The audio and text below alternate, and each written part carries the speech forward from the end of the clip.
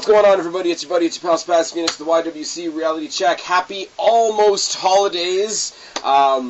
As planned, this is actually going to drop on my birthday, which is technically tomorrow, because we left it to the last minute in typical Spaz, Kristen, and Guapo style. Guapo, say hello. Hola, mis amigos. Feliz Navidad, and whatever the rest of that song was. Fuck. Jesus Christ. What's up? And you're not even the one that's drinking wine. I'm not. I'm just tired and sick. You're medicated. Kristen, say hello. Yep. Merry holidays and whatever else you fucking celebrate. Whatever the politically correct term is today, which is like playing Russian roulette. Whatever the fuck you celebrate, marry that. Or if you don't celebrate anything, fuck you. If you don't celebrate anything, have a good December 25th. Yes. You know if what? Don't celebrate everything, have fun going to work. I don't work again till the 27th. This is fucking awesome. Anyways, we are here to do the long-awaited, ultimately at the end of the video, it's going to be 30-match fantasy booking for Wrestlemania. That's not counting honorable mentions. And that is not counting honorable mentions, because Kristen went from having 2 matches on her card last night to 16. So we will be doing honorable mentions. It's amazing what a half a bottle of wine can bring out. We'll be doing honorable mentions, and Guapo will be going to sleep. Nice. I do have to get a couple of announcements out of the way. I haven't done any videos other than the Survivor Series Hangover video since Survivor Series, and in that Hangover video, we did not mention the winners of the pay-per-view pick'em, so I'm going to go through that really quickly. For TakeOver WarGames, I had 6 points, Guapo had 8 points, Kristen had 8 points, Mizark 10 had 12 points, Cheney had 9, and Strife had 8, which means Mizark 10 wins for TakeOver WarGames. Congratulations to Mizark 10. And for I can speak, I swear. For Survivor Series, we have me at 33, Guapo at 27, Kristen at 24, Mizark 10 at 35. My coworker Alex at 27, and Cheney 815 and strifenineteen tied at 36. So we actually have 2 winners for the Survivor Series. So congratulations to all of those winners. Thanks for playing along, and thank you to you guys. Even though I've taken December off, I want to say the fact that people were sending me unsolicited pay-per-view pick'ems for Clash of Champions, which was Clash of Spaz going to sleep. It is pretty cool. We obviously didn't... Wait. A pay-per-view happened? Exactly. Yes, a SmackDown pay-per-view happened last weekend. But we'll be coming back strong style for Royal Rumble weekend. We will be doing a pick'em, obviously, for TakeOver Philadelphia, as well as the Royal Rumble with the Women's Royal Rumble, which I'm sure we'll talk about. I was about to say, can we talk about that for just a second? Just very quickly. I'm probably going to do a video on it at a later date, but if you have your thoughts, obviously, share them. I mean, we've been talking about that there's going to be possibly a women's Royal Rumble for... No one cares. You shut the fuck up. I care. I can't even get in on that because I care too. I do too. And, it's about time. There are definitely enough women for it. But I did chuckle at all the memes that I saw where everybody was like, when it shows a clip of everyone beating the shit out of each other the week before, and then the week that Stephanie McMahon announces it, they're all in the ring holding each other's hands up. Like, hey, we're friends again. Yeah, but you know what? Because of the historical significance, I will give them a pass on that. Break kayfabe for a second and celebrate that it is a big step. Normally, I would say yes. Normally, I'd be like, what the fuck?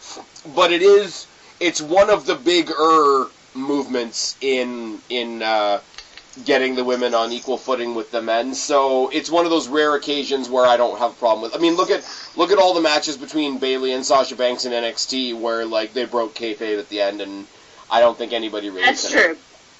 I will say, it's not just because I don't like Naomi. All the women that were involved in Stephanie McMahon's announcement on Monday to then on Tuesday have Naomi say she's the first entrant was some bullshit.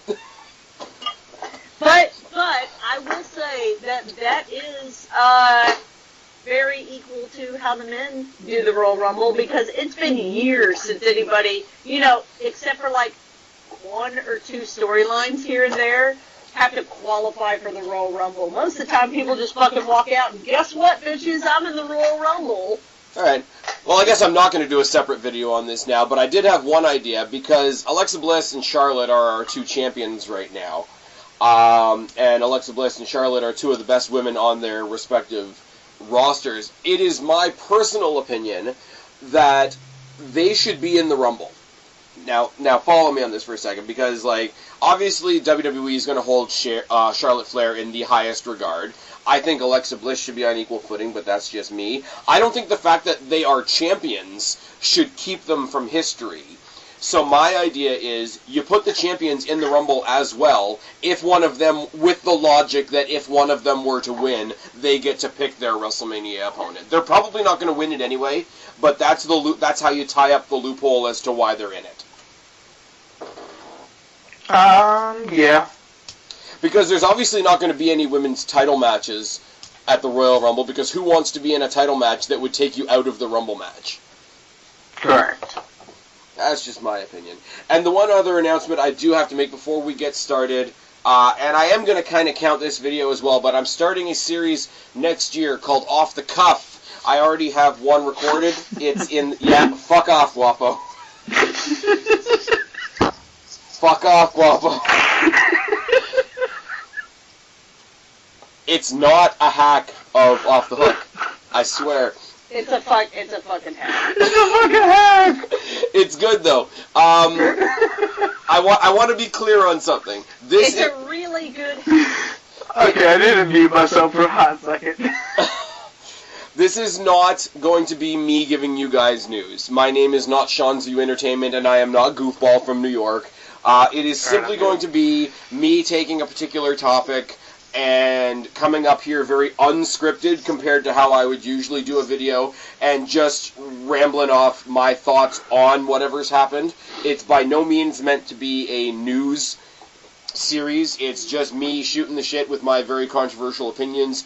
I hope you guys tune in for that. I hope you guys like it. The first one that has already been recorded and is probably going to be released January 1st is my thoughts on porn star Mia Khalifa taking on the WWE Universe. So I hope you guys will tune in for that, and there are more coming. I will be doing one on Samoa Joe in the Mixed Match Challenge and his comments there. I will be doing one on the Rich Swann situation, so tune in for that as well. But, if Guapo... Wait. Do you make reference to the video game portion of Rich Swann? No. No. Have you seen the meme? I have seen all the memes. Rich Swann versus the Big Boss Man? That's a thing. Anyway, Rich Swann in a 3-on-1 handicap match against Big Boss Man in the Fashion Police is the best one I've seen. That's great. Anyways, what we are going to do now is we're going to steer away from that, because those are going to be separate videos for separate times, guys. Just tune in. And there's going to be no schedule for the off-the-cuff videos. It's just going to be whenever I feel like making one, so don't think that you're going to be getting like one a week or anything like that. It's literally going to be A, when there's a topic worth talking about, and B, when I have time to record the videos. NXT reviews will not be going away. The tackle series that I do with these guys will not be going away. The Q&As will not be going away. By the way, if you haven't figured it out already, there's an annotation in the top corner there. You can go click up there if you want to be involved in the January edition of Ask the Phoenix. Now, I've rambled for quite long enough. I think we can all agree. Basically, the way this is going to go, I have a 10-match card. I almost said mini super card. Why? Because Guapo gets it. Yeah. You don't listen to the Taz show, so yeah, there's that. I have 10 matches. There's so many goddamn inside jokes in the podcast that I'm in. Kristen, the off the cuff things that Spaz is going to be doing. I figured with me roasting out loud. It's a hack. These guys are doing some serious hacking. Anyways, next thing you know, we're going to have freaking we're gonna have freaking Makazi or whatever his name is doing the intro. Bazanji? Bazanji. Who the fuck is Makazi? No, next thing you know, we're gonna have a guest appearance by Lumberjack Jones because he's looking for a job. Anyways, so guys, everybody that listens to this that doesn't listen to the Taz show is like, what the fuck are these guys talking about? I've got like one of your co-hosts. I've got 10 matches, Kristen's got 10 matches, Guapo's got 10 matches. We're just going to take it in turn. And these are not meant to be taken seriously. These are just for fun. Some of them will have reasons. Some of them won't have reasons. And we're just going to talk about them for a couple seconds and acknowledge in advance that none of these matches are probably going to happen. So possibly. Some of them will happen. One or two of mine could definitely happen, which I'd really hope. Yes. Well, you know. But mostly it is a hopeful what-if dream card type match scenarios. Based on no rules that Spaz gave us. Basically, yeah, I gave you guys, like, the loosest fucking, like, illegitimate rules ever. And thank you to you guys, because this is another one of those random ideas that I threw out there and you guys jumped on. So, I'll do kudos to my co-hosts for just continuously going with my random ass, hey, let's do this. So, onwards to shenanigans. I figure we'll go myself, Kristen, Guapo, and go in a circle that way. My number 10 match features a tag team that we don't see nearly enough on SmackDown. Can you guess? Is it? It is Ascension. Breezango. It is Breezango. Nobody cares about Ascension. So basically, that's just true. Damn. I'm thinking like Ascension versus the Bludgeon Brothers is going to be the kickoff match for nothing in your house. So, my theory behind this, Breezango finally gets sick of doing the comedy shtick. They want to be taken more seriously. They go to Daniel Bryan and they say, let us make an impact on the show. We're entertaining. We deserve to be on the show.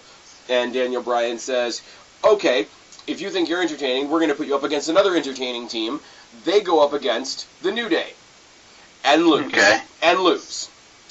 They go up against a different combination of the New Day the following week because they want to try again. You know, they've only been given so many opportunities. They lose again. They go up against the remaining combination of the New Day, and they lose again. And Daniel Bryan's like, okay, you're going to be back doing the comedy shtick. I can't have this, like, this bullshit on my show, basically. And they're like, okay, give us one more chance. Give us a chance at WrestleMania. We don't care if it's on the kickoff. We'll find a partner. We'll take on all three of them, and we'll earn our spot on your show. Get to WrestleMania night. New Day comes in. They do their 10-minute opening comedy shtick. Breezango comes in with no music in solidarity with their partner, another guy who feels like he's really underutilized on SmackDown, Dolph Ziggler. And you have Breezango and Dolph Ziggler versus all three members of the New Day. Okay. Alright. Athletic as fuck. It'll be entertaining as fuck. It fits the pre-show like a glove. And, yeah, I mean, during the match, you could always play up the history between Ziggler and Big E if you really wanted to. You could have those guys focus on each other. You could have the two smaller guys of the New Day, who are obviously quicker, go up against the two quicker guys in Breezango. And I don't even think it really matters who wins, because all the guys in this match are over. And I think Breezango and Ziggler making a totally silent entrance to a WrestleMania stadium would be so off-putting that the crowd would have to get behind it. Like, everybody talks about the big, grandiose entrances for WrestleMania. I mean, we all want Finn Balor's entrance at WrestleMania. We all want Ember Moon and Bray Wyatt and all those grand entrances to happen at WrestleMania. So imagine these three guys in a big, huge WrestleMania stadium with no entrance. Like, maybe a spotlight. It would be so counter to what everybody expects that it would probably be one of the things that sticks out by the end of the night. Mm-hmm. That's my number 10. Mm-hmm. Kristen. I have my matches in no particular order, but I'll try to put them in some sort of pre-show main show format. Okay. Let me look through my list and see who I would grab first. I'll take a tag team match as well. So I have the Bar, Cesaro and Sheamus, versus the New Day. 2 members of the New Day. I don't have a big elaborate story for this. I just like the idea that, you have the New Day over here talking about how they are your 3-time champs, your longest reigning tag team champs, and then you have the Bar who's talking about that they are, they are the Bar of which other tag teams are measured by. I feel like the story kind of writes itself just based on those 2 things. I like that. That's... And I think also they're both kind of like, Cesaro and Sheamus are like goofy but like a little bit serious, and the New Day is like a little bit serious but mostly goofy. So I feel like it would be kind of a lighthearted, not super serious kind of match, which a lot of my matches end up being kind of super serious matches. Okay. Any preference as to which 2 members of the New Day it would be? I would probably do Kofi Kingston and Big E. Okay. Because I like Xavier Woods on the outside doing like the trombone thing, and since they're going to be playing more of the goofy role than Cesaro and Sheamus are, I feel like he does more of the goofs on the outside of the ring. Okay. Guapo, the play is to you. Well, if we're all going tag teams first, might as well. Let's kick it off with the Raw tag titles with the Bar, Sheamus and Cesaro versus the Broken Brilliance, And the Broken Matt Hardy, and the returning Brother Nero. Yes, I knew you'd come. Because I'm glad I'm a half a bottle of wine in.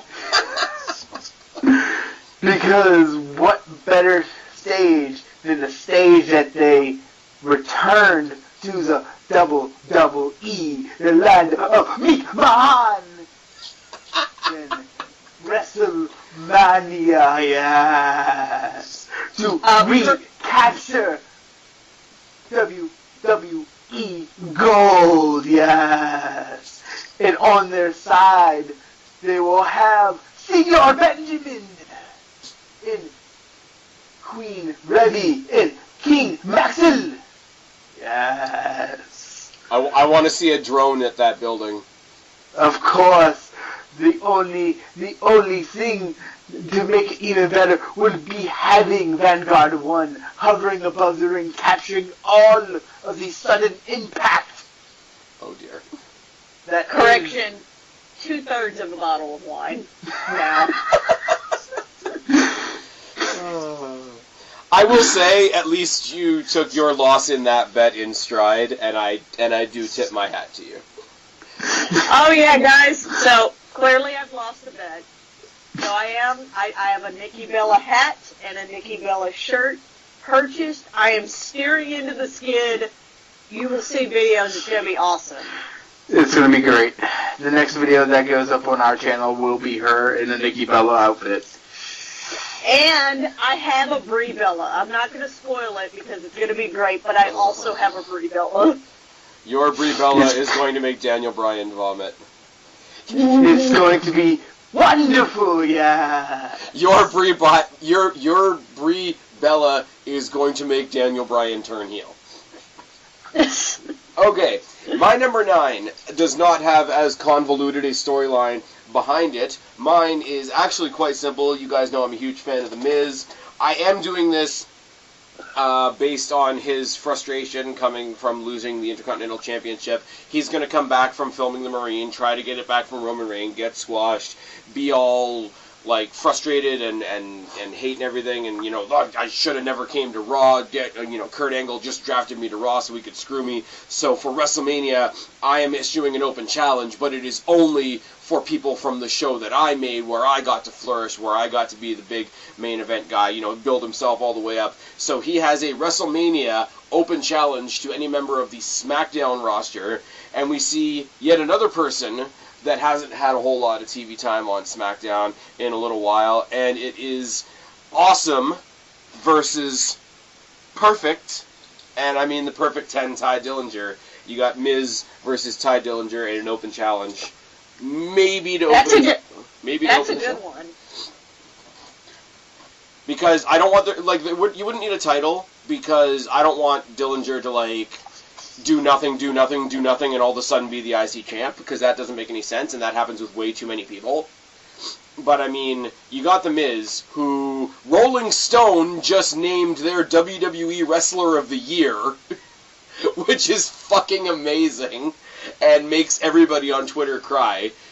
So I would love it if he just used that. Just use that. I'm a multi-time movie star. I'm a multi-time champion.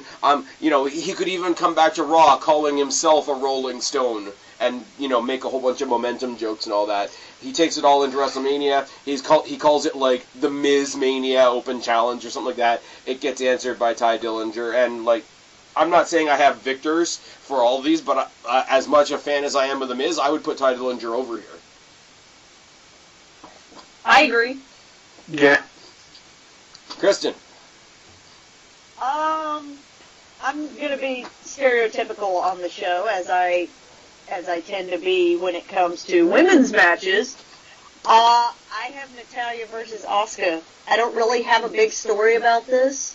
I just think their styles will mesh very well. There is a storyline there behind, she is Natalya's this comes from this dynasty of wrestling royalty kind of shit, and Asuka, it's Asuka, and I feel like Natty and her could have a really tough, really stiff match. Yeah.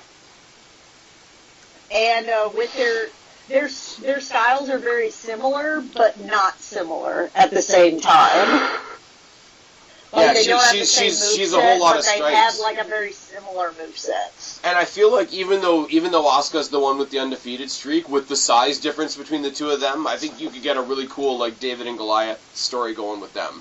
Not overly corny, yes. but I think you could play it up like Natalya's got the size and power advantage. Is this Asuka's best contender yet? Even though I don't know whether I would go that far.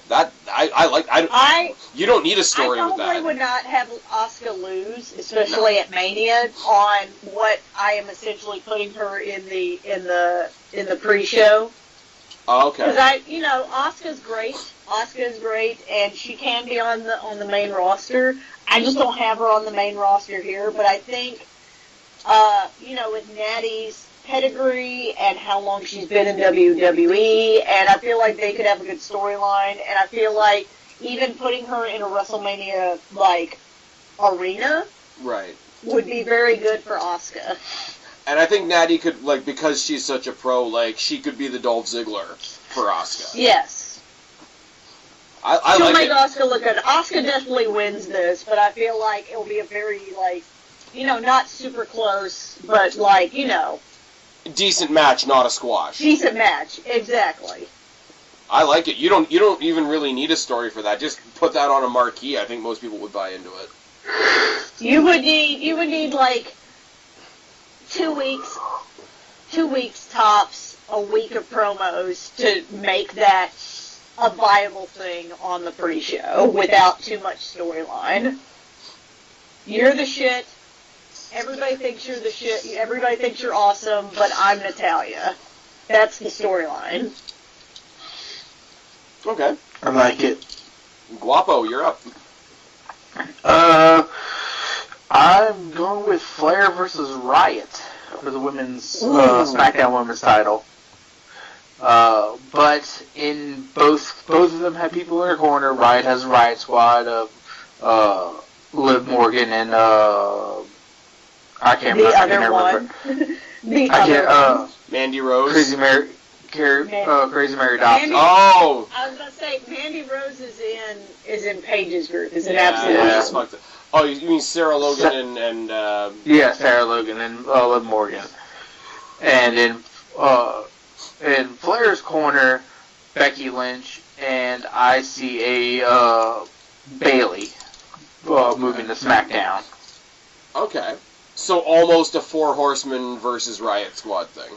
Correct. To try to even out the sides. However, I see Riot Squad and them getting all four of them getting tossed to the back, and all of a sudden, Riot does her finisher and Flair does her finisher. Everything like that. Both of them are like down for the count. All that stuff. Riot somehow still like nails Flair with her finisher again, and then gets the pin, wins, has her Mania moment, winning the women's title off of Charlotte, and then you hear fucking Carmella's music, cashes in and wins the title. Oh, that's brutal. I love it. Because as all of us have noticed, they're doing a lot of firsts for the women this year and this coming year. Why not off the bat, the first woman to have the briefcase cashing in at Mania? Oh, that's fucking great. I like that And win a lot. I like that a lot. I like that a lot. You've stolen one aspect of a match I'm going to do later, but I like that a lot. Mm-hmm. Nice. Thank you. I'm here all night. Okay. So the next one, I guess we're going to say my number 8, just with the way that I'm running these down. It's going to be very strange because it's two guys fighting over the right to fight another guy. We're going to play up the story that never really finished between Bray Wyatt and Finn Balor. We're going I have this in my honorable mentions, so. Okay, no, but it's not Bray Wyatt versus Finn Balor. Okay. We're going to play up Bray Wyatt's frustration that he never got his hands on Finn Balor because he was sick and da-da-da-da-da, whatever you want to say. But we're also going to have somebody named Samoa Joe, who sees the popularity of Finn Balor, and he wants to be the one to take him out. Now, you're going to see way up my card, Finn Balor isn't dealing with either one of these guys because he's got something bigger on his plate. But what we're going to see is Samoa Joe and Bray Wyatt taking each other out in the effort to be the one that takes out Finn Balor. And they are both so determined to make sure that they're the ones that get their hands on Finn Balor. They keep stopping each other to the point where Kurt Angle just comes out and basically says, fuck it, neither one of you have Finn. You already know what he's doing at WrestleMania. You guys are fighting each other. No holds barred. Samoa Joe versus Bray Wyatt. That's not bad. I just think they're so different. Like, Samoa Joe is like... I mean, you saw him in TNA, like, they tried to do, like, an MMA-ish angle with him and Kurt Angle. They tried to make him almost like a shoot fighter.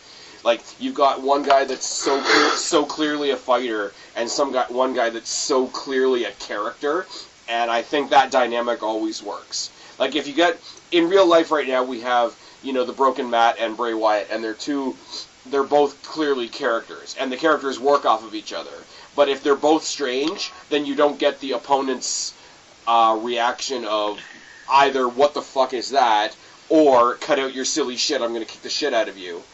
I think the ultimate person to have that kind of reaction would be Samoa Joe, because, like, seriously, who's going to fuck with Samoa Joe? I'm totally at a loss, because there's no title or anything on the line in this match, so there's no real impact either way. I'm totally at a loss as to who I would have win. But yeah, Samoa Joe, Bray Wyatt, no holds barred. I like that. I have something different in mind for Samoa Joe. I don't know that I would put this at the beginning of my WrestleMania card, but this is where my WrestleMania card begins to get sort of muddled as to what order I would put things in. But since we're talking about Samoa Joe, I would have Samoa Joe face Seth Rollins. Because they already kind of have this sort of history where Seth Rollins has, gotten dumped / beaten the Authority, and even though they haven't been using it a whole lot, Samoa Joe was kind of like with the Authority for a while, like kind of their golden calf. I feel like there's a good storyline there of Seth Rollins being like, this is the guy that I've been where you are kind of thing. They're just going to screw you over like they screwed me over kind of thing. And him facing Samoa Joe. And I honestly, I could hobble together a storyline for that and want to just see that match. Yeah. I think once again, there's enough already there that you don't have to create any more story. But again, it's another one of those, it doesn't need it. Samoa Joe, Seth Rollins. You go to an ROH fan and tell them, hey, Samoa Joe's going to face Tyler Black at WrestleMania. I mean, I'm not an ROH fan, but I'm just, throwing that out there as an example of, A lot of my matches have a built-in storyline based on these characters have some sort of, association. I've got one match coming up later in the card, little spoiler, that has 20 years of history behind it. I might be stealing that. Speaking of that, Guapo. Because that's my next match. Oh, fuck. The game. The Cerebral Assassin. The CEO, or talent, really? I don't even know. Triple H. COO. Is he the CF? Is he the COO? Yeah, he's the Chief Operating Officer. He's the COO. Triple H versus Kurt Angle / could be the Immortal One, the movie star, the most electrifying man in sports entertainment, The Rock. Dwayne Johnson. Big ass match. Or / could be. Either or, Kurt Angle or Rock. Say Kurt Angle. Kurt Angle. Alright. I'll let you have Rocky later. Yeah. We'll just leave that alone for now. Gotcha. That doesn't need a storyline. Triple H, Kurt Angle. Again, you've got that, best of what pro wrestling is versus best of what an athlete outside pro wrestling could be. And you've already got the built-in storyline of him, screwing over Kurt Angle's, quote, son. Can we just forget about that? Well, I'm just saying, if you wanted it to fit right now into what we have right now, you already have that base. I'm saying he's already made out with his wife. I'm going more with Triple H stepping over Kurt's toes for for everything right now. Yeah. You already sort of have that. Not the son part, because I really don't want to think about that. Well, but you don't have to involve the son part in it at all, but Triple H is already doing that. He already kind of stepped on Kurt's toes to be like, I'm in the Survivor Series match. So it's already begun. It could have been anybody else he replaced. Yeah. We had the last couple of people in that match were legit Randy Orton, John Cena, Triple H, along with Braun Strowman. I don't care personally, because I'm a huge fan of Triple H, but I get why people were mad about that. Alright, it's me up next, isn't it? Yeah, that's all you. Branching off of Survivor Series, one-on-one, just because, no titles or nothing, and obviously 2 different shows, so it would be an inter-promotional super match, Nia Jax versus Tamina. That's a good Yes. one. I like that one. I'm great. I'm really happy with that one. But I would build it up like I wouldn't have them have a rivalry. I would have both of them play it off like they're both surprised with the positive reaction that they've gotten from that like interaction that they had at Survivor Series. Nia would go to Kurt. Tamina would go to Daniel Bryan and Shane McMahon and say, hey, look at this great reaction, da-da-da-da-da, this could be something special. Hey, I could represent our brand at WrestleMania, da-da. And, you know, you could have the McMahons come in and be like, no, we sold Survivor Series on the one time a year this brand would face this brand, and da-da-da-da-da. And you would have, not like a Daniel Bryan thing, but like sort of have like a social media stir, and like whether the fans actually did it or whether they sort of kayfabed it, have it be like, this is the match we want to happen, and have them be like overswayed, I guess, and have the victory be the fact that the match happened rather than like what the result is, and just let them go at it like two women that would not have been a center focus back in like the Divas era, getting their own limelight at WrestleMania, like feel good moment type thing. I agree with the match. I feel like if I were to book it, I don't have this one on mine, but I feel like I would totally go the, like, rivalry route. Like, I'm the biggest badass on SmackDown, you're the biggest badass on Raw, we find out who the biggest bad bitch is. And that would be fun. The reason I don't say that is the reason is the fact that it's so stereotypical, like...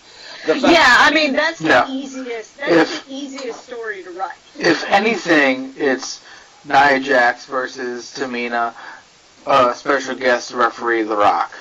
Oh my god. It's a family affair.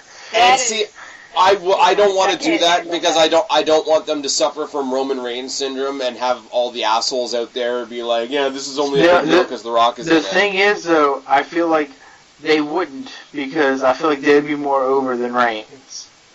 This is true, but like Roman Reigns is the only man that The Rock couldn't come out and get people to cheer for them. Yeah. Nope. Association with Roman Reigns temporarily buried The Rock. Let's think about that for a sec.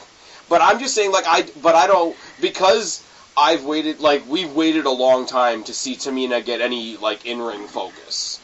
Nia Jax has been kind of hit and miss. Like, the fact that both of them would get that... She's been doing a lot better. Who's that? Nia Jax. I don't think she's ever been bad. Kristen, I mean, like, the three of us have talked about, but Kristen, you and I have talked about it. We've not criticized her particularly, but how she was portrayed on the show a lot. I think they're slowly getting away from that, like, we book her like a fat chick.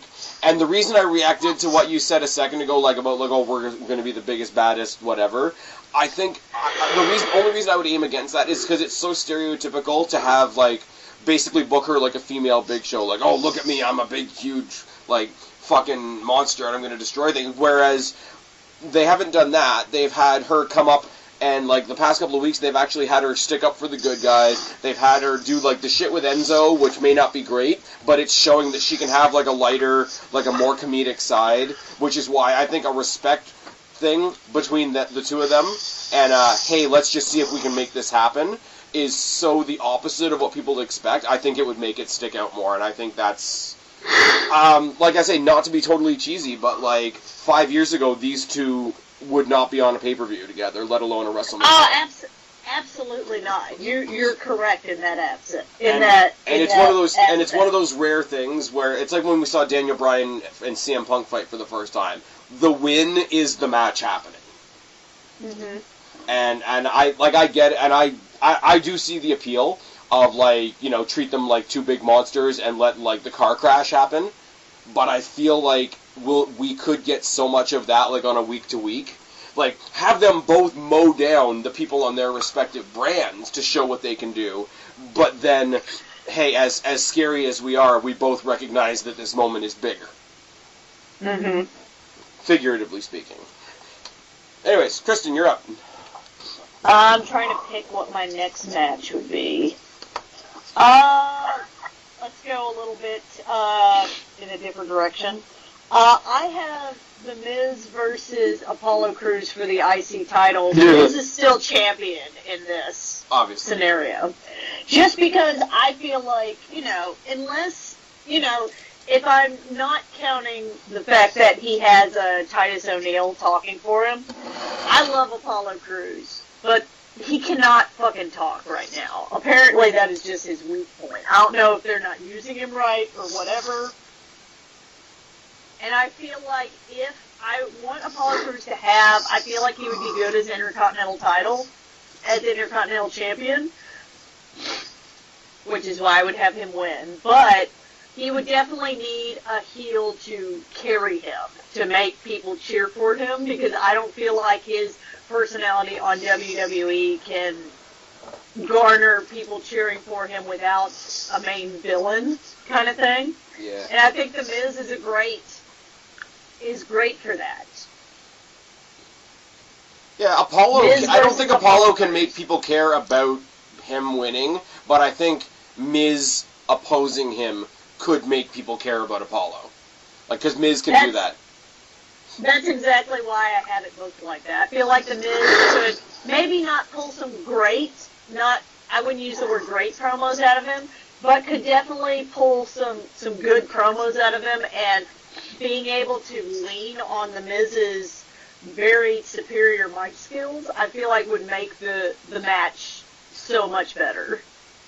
Oh, definitely. And then, and then once they get in the ring, Apollo Crews doesn't need anybody to lean on. It's true. He just needs to stop smiling like a creeper. That's a thing that needs to stop. Because it's creepy as shit. Make fun of something like that. You're just, a dude that, smiles a bunch. Who the fuck are you to, come up against me? I'm a multi-time Intercontinental Champion. I'm a multi-time WWE Champion. I'm a fucking movie star. The whole Miz spiel. Yeah. Even if you did it to the point where, Miz absolutely runs him to the ground, and Apollo does that whole, doubting himself, second-guessing himself, stepping away for a second, coming back, I think you could do that. Miz, and people are going to say that I'm saying this just because I'm a mark for the Miz, but Miz kind of snuck up on us and became, one of, if not the best promos in the company. I would agree with that. I remember when he was, still the Miz, hosting a bunch of diva shit in his high water shorts that were just a little bit too long, and his fucking fedora. Oh man. And nobody thought he was gonna be the Miz we have now. Low key, best success story in WWE. Yes. Miz with his Usos before they were Usos shorts. Exactly. And I may or may not have a fedora like that, so watch your mouth. I'm just saying, there are videos somewhere on the internet, because my old channel got taken down, they might still be on Steve's channel, where there are somewhat hilarious back and forths where I keep calling Mrs. Shorts high waters. He keeps saying, no, they're cool, they're their own version of shorts called Mizkis. Oh my God. It's stupid. It is stupidly funny. But the thing is, though, if we are, and I get what you mean, and Miz can do this, if we are depending on Miz to get Apollo over, if you get a smarky crowd that just gets what that is, they're gonna, because obviously the happy ending of that is Apollo gets the title. You're gonna get a smarky crowd that's gonna boo that because it's nah, you're using the Miz to get this guy over. I like it. Trust me, I do like it, and I wouldn't mind Miz losing in that scenario. But that would really depend where WrestleMania is. I very much agree with you. If they did it in fucking Chicago or New York or Philly, all that shit. Toronto. I don't know how over it would be. But I feel like because Toronto would not buy that shit. I'm just saying. If it depends, because I feel like those crowds could be behind Apollo Crews just because of his big indie success before WWE and the fact that he is not being utilized correctly. Yeah. It'll just depend. But I think it would be a good match. I think it's the only way Apollo Crews by himself. If Titus O'Neil was involved, I feel like, maybe it could elevate it just a little bit. But if you're doing Apollo Crews by himself, you need someone like The Miz to play heel to him to get your casual crowd to like Apollo Crews and fuck this Miz guy. The whole silence when my hand is up, your mouth When is my shut. hand goes up, your mouth goes shut. That one, yeah?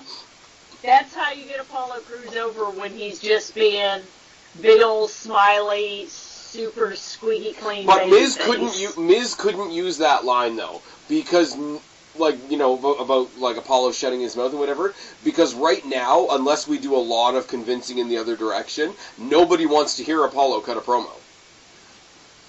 Well, that's why you would have Miz carry it. Exactly. Apollo's point in this would be like, if Miz had his, Miz-tourage kind of thing, they would, they'd beat up on this heel that's like, I just want my opportunity. I just want, if I have a fair shot, I can beat you. Fair enough. Guapo. But that's mine.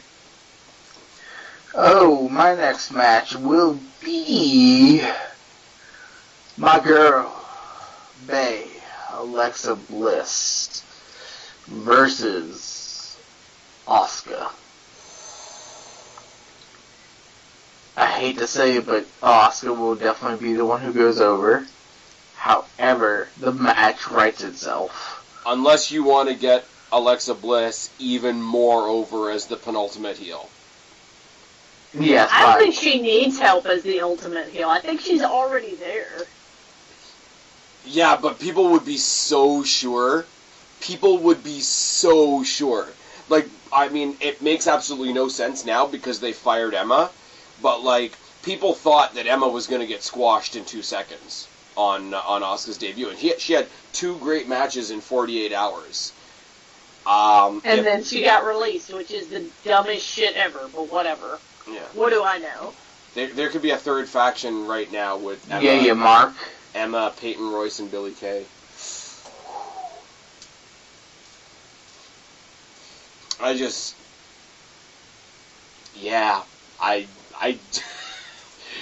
Bliss versus Asuka. I can't even add anything to that. Exactly, because it's perfect. I can't. I would so, and this is one of those, that would be one of those scenarios, Daniel Bryan 18 seconds, where I would want Bliss to win just to watch the internet explode. Because it would be great. I would love to be in the fucking, and I'm going to love if that ends up being a match. I'm gonna love to be inside the Superdome to see that. You mean the Silverdome? Superdome, damn it. The Silverdome. Oh my god. Brother. I just love the fact that people chanted Superdome at him right after that. Yes, that part got cut out. Yeah. Okay, so it's back to me, isn't it? Yes, sir. Guys, we love Enzo Amore as the Cruiserweight champion, don't we? How you doing? How you doing? Kristen, how you doing? How you doing? How you doing? I am very not Italian or New Yorker. But, How you doing? so if we go with the story that they had a while ago, that if anybody laid a hand on him, they didn't get a title shot, so now nobody in the entire division can get a title shot because they all laid a hand on him. But, if he's beaten within an inch of his life and can't defend the title in 30 days, yes, we could pull that out for this one, it would be vacant. And then they would have to defeat Vacant and not Enzo Amore.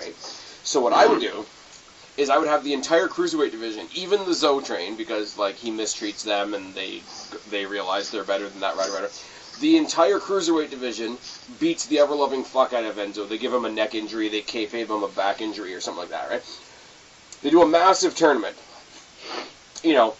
Invite some of the people up from NXT for one night only type thing. Bring back some people from the Cruiserweight Classic. for a one-night-only type thing, just to make the tournament feel bigger. So you go into WrestleMania. Your last two finalists are Cedric Alexander and Mustafa Ali. You interrupt the pay-per-view, a la New Day last year. Whoever's hosting this year, let's just say it's Enzo in a neck brace. I couldn't defend my title, so they let me host the show instead. And he announces, at the very last second, the returning Neville. And you have Mustafa Ali versus Cedric Alexander versus Neville at WrestleMania for the Cruiserweight title on the actual show this time. Yes.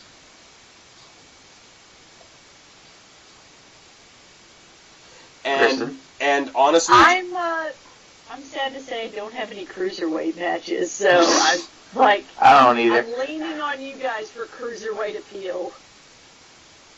Well, Guapo just said he doesn't have any either, so this is our cruiserweight. Of the 30 matches, this is our cruiserweight match. Is that maybe possibly representative of how little WWE gives a shit about the cruiserweights, therefore it's how little we give a shit about the cruiserweights? I may or may not skip the cruiserweight section of Raw every time I watch it, because I'll DVR it, so I just, fast forward. I will say, I agree with you guys, but I will say, leading up into this, fatal four-way, the last couple of Raws, I'd say the past 3 or 4, they have been good matches, and they have been given a lot of time. So, it is very slowly getting better. And I do like the fact that 205 is doing their own, house show tour. I know for a fact, the one that's going through Boston, our compatriot, OKFabe, is going to be going to the one in Boston. So, hope he enjoys that. So, they are slowly putting more focus on it. I mean, they're experimenting with letting them have their own shows in their own arenas and whatever. I mean, they're trying to use Bray Wyatt versus Matt Hardy as the main event to get people to go. But, I mean, they're lending people from their main show to a 205 show so that more people will go to it. That is a step in the right direction. Long way to go. I feel like it's a step in the right direction, and at the same time, a act of desperation. Yeah, but sometimes those go hand in hand. Sometimes you need to be desperate to force you to do the right thing. WCW you have to put the product out there for people to consume it. If they like it, they're going to keep consuming it. Yeah. I'm not saying that's not true, but I'm just saying it also comes off as a little desperate. WCW made WWF desperate, and we got the Attitude Era. That is true. Bra and panty matches, brother. Oh, why? Why do you have to bring that up? Okay. Fuck you, just for that mention, I'm putting in a women's match. Okay. That's good, because it's your turn. I have Alexa Bliss facing Charlotte, kind of as a, not really champion versus champion, because I have someone else as Raw Women's Champion later. So, will we watch for Survivor Series? Well, yeah, but what I want instead is we did have that for Survivor Series. Fuck! This screwed up my thing. But anyways, I'm going to keep going with it. I have Charlotte versus Alexa Bliss. Not a champion versus champion kind of thing, as more of a, they're the only two who have won both the Raw and SmackDown women's titles kind of thing, and so it's a kind of who's superior kind of thing, but the match doesn't end well because I also have Carmella coming and cashing in on Charlotte, who is SmackDown Women's Champion at the time, and winning the belt off of Charlotte in the end. Ah. I don't like you, Kristen. I see. I don't like you at all. I'm sorry. Why? Because you stole legitimately my next match. Sorry. I have a good sub in for it though, so we're good. Okay, good. I'm going to put in all my points that I would have put in because I didn't have Carmella cashing in either. I was doing this as a straight-up Survivor Series rematch, and I would have played up the whole... I would have played up what you played up, the whole, like, double champion thing, like... Yes. But I would also play up the, you know, Charlotte's got all the pedigree, all the connections, all the family, all the generations upon generations upon generations. She's got the name to ride in on. And Alexa Bliss brought herself up from, you know, being a cheerleader and an aerobics person and a gymnast to, like, creating herself from scratch. It is a play on Ric Flair, Nature Boy, right, whatever. But, like, the whole, like, when you're born into it versus new, so, like, nature versus nurture type of feud. And I think it would come off really great. I mean, if you want to do, I mean, she's been really open recently about, like, stuff with mental health.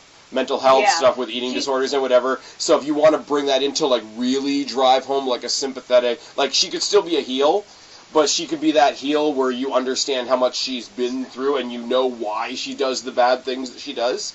I think she could do it. Alexa Bliss, even though she's got the spotlight right now, even though she's the champion, I still feel she's underrated in some ways. Call me crazy. But I think if you got into a deep story like that, like, she could get even more menacing because she's got justification for it, and I think that would be a lot of fun. And you bounce that off of Charlotte Flair as just, like, natural, cocky baby face versus sympathetic heel could be such a weird and cool dynamic between the two of them.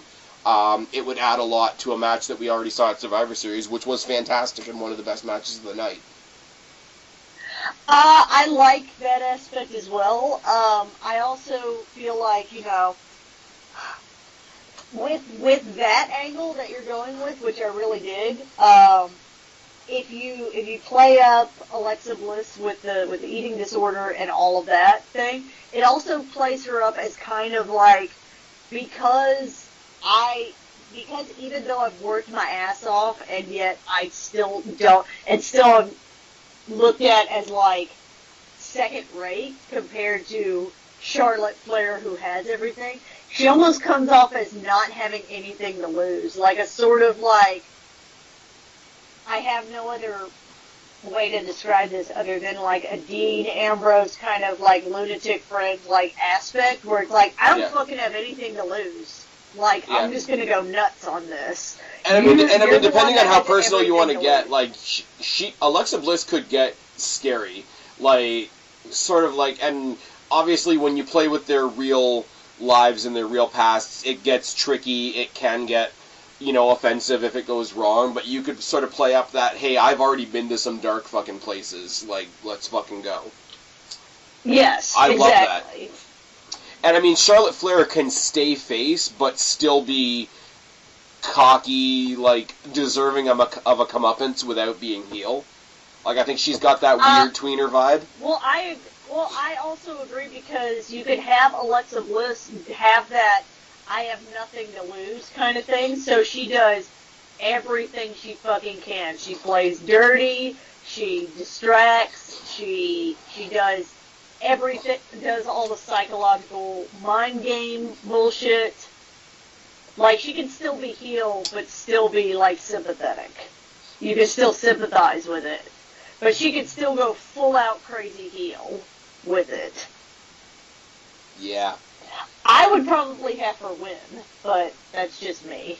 Like, we could do no story and just make this a straight-up Survivor Series rematch, and I would watch it just for that. The storyline... The storyline that we're building now is icing. If you're going to have Charlotte be heel, I would definitely have Carmella cash in at the last minute. If you wanted to have it be very ambiguity to the ending, so that you didn't have one go over the other, I would have Carmella cash in and pin Charlotte Flair, kind of like almost making it a championship match with Alexa Bliss in it, but, you know, then Carmella wins.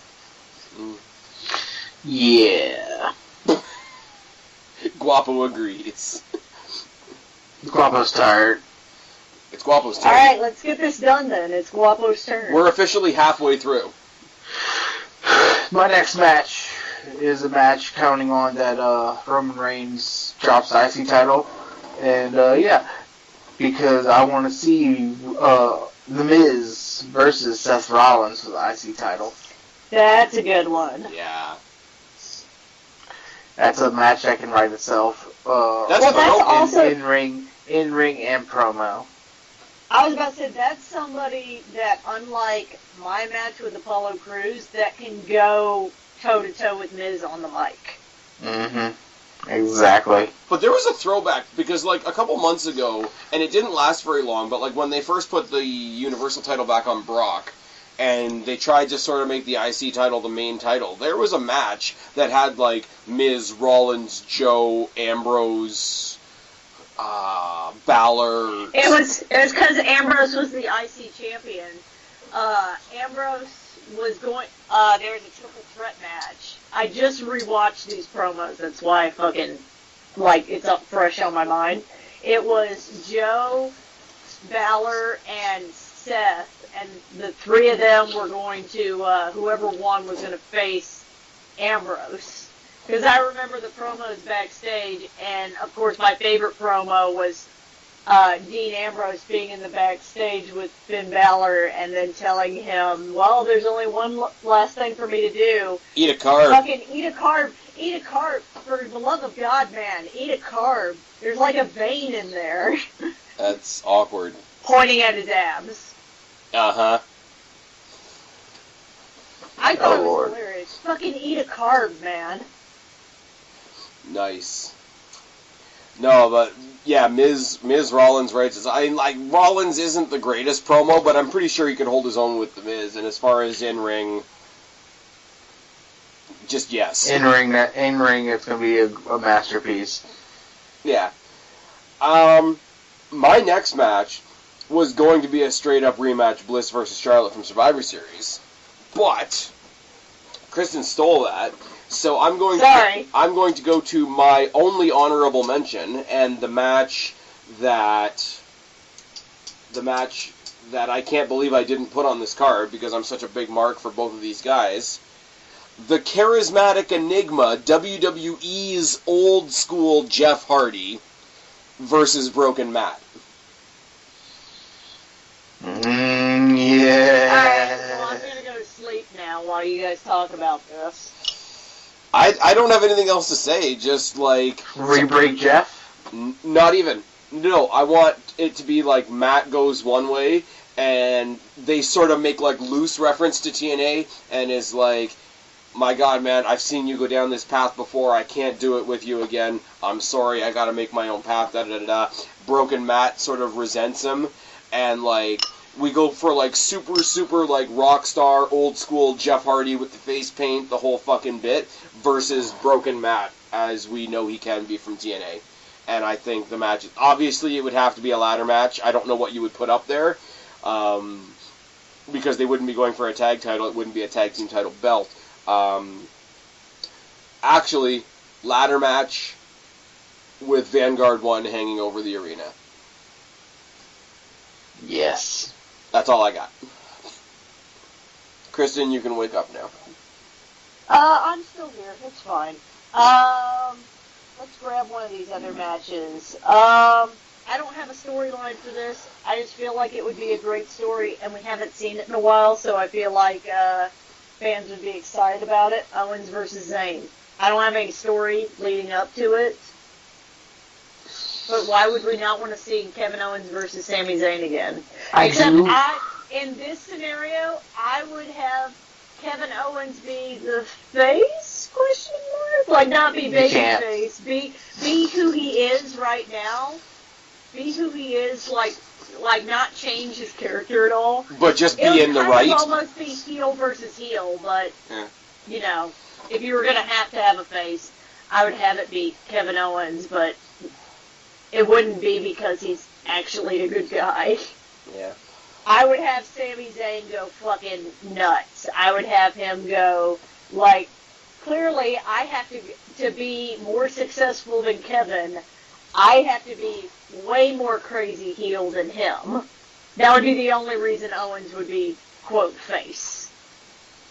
See, the only thing that I question about that, and it's got nothing to do with, like, how they are in matches, because we know how great they are in matches, My only thing right now is Sami Zayn and Kevin Owens at WrestleMania. I so want to see them as a team at WrestleMania right now, and I think the audience does right now. I don't know what kind of reaction it would get, and I don't know, even if you play it up that Kevin Owens is, the face question mark, it would be a really hard match for them to do. They would really have to follow whatever audience they were in front of to see who actually, wrestles as a face. Mm-hmm. Do you know what I mean? On a side note, though, I also have as an honorable mention Kevin Owens and Sami Zayn as a team facing the Bar. Nice. Because I feel like that would be a good match as well. If I'm going to throw just some matches for the sake of good matches in here, I would have Owens versus Zayn. But I have an alternative, which is Owens and Zayn versus the Bar, just because I feel like their two gimmicks would go well together. If I was throwing in team alternatives, I would say the SmackDown before WrestleMania, Sami Zayn and Kevin Owens become the number one contenders. Sami Zayn, Kevin Owens versus the Usos. I had that at one point, but I don't know. I don't hate the Usos gimmick. I don't hate it. There's no, it's so fun. Visceral reaction to it. I just, it's like the Shinsuke Nakamura gimmick for me. Everyone fucking loves the Shinsuke Nakamura, and I acknowledge he's, great and good and great in the ring and great presence and everything, but it's not a gimmick that grabs me, and that's not because it's not good. It's just not my thing. It's and not I think for you. that's the Uso gimmick to me. I think it's just such a change from the other shit that they had to do for so long. I think that's 90% of the appeal is we had to see them with the shitty plastic shorts and face paint for so long that seeing them actually come out relatively regular dudes is... Well, to me, it comes off very, Crime Timey. Not as cartoony as Crime Time was, but it comes off very Crime Timey to me. And like I said, I don't feel like any of it is bad. It's just not the Usos just aren't grabbing me right now. And that's not a dig on how good or bad they are. It's just not... Yeah. It's just not for me. I think for me, too, I think, Kristen, when you and I did a lot more solo reviews, I think we might have harped on this quite a bit, is, even if I don't like it, and I do like the Usos, I think they're talented as fuck. They're way more talented than their cousin, who's way higher up on the card. You can tell when a talent switches over and when they start having fun with a character.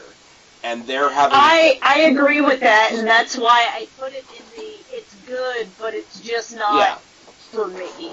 Oh, yeah, for sure.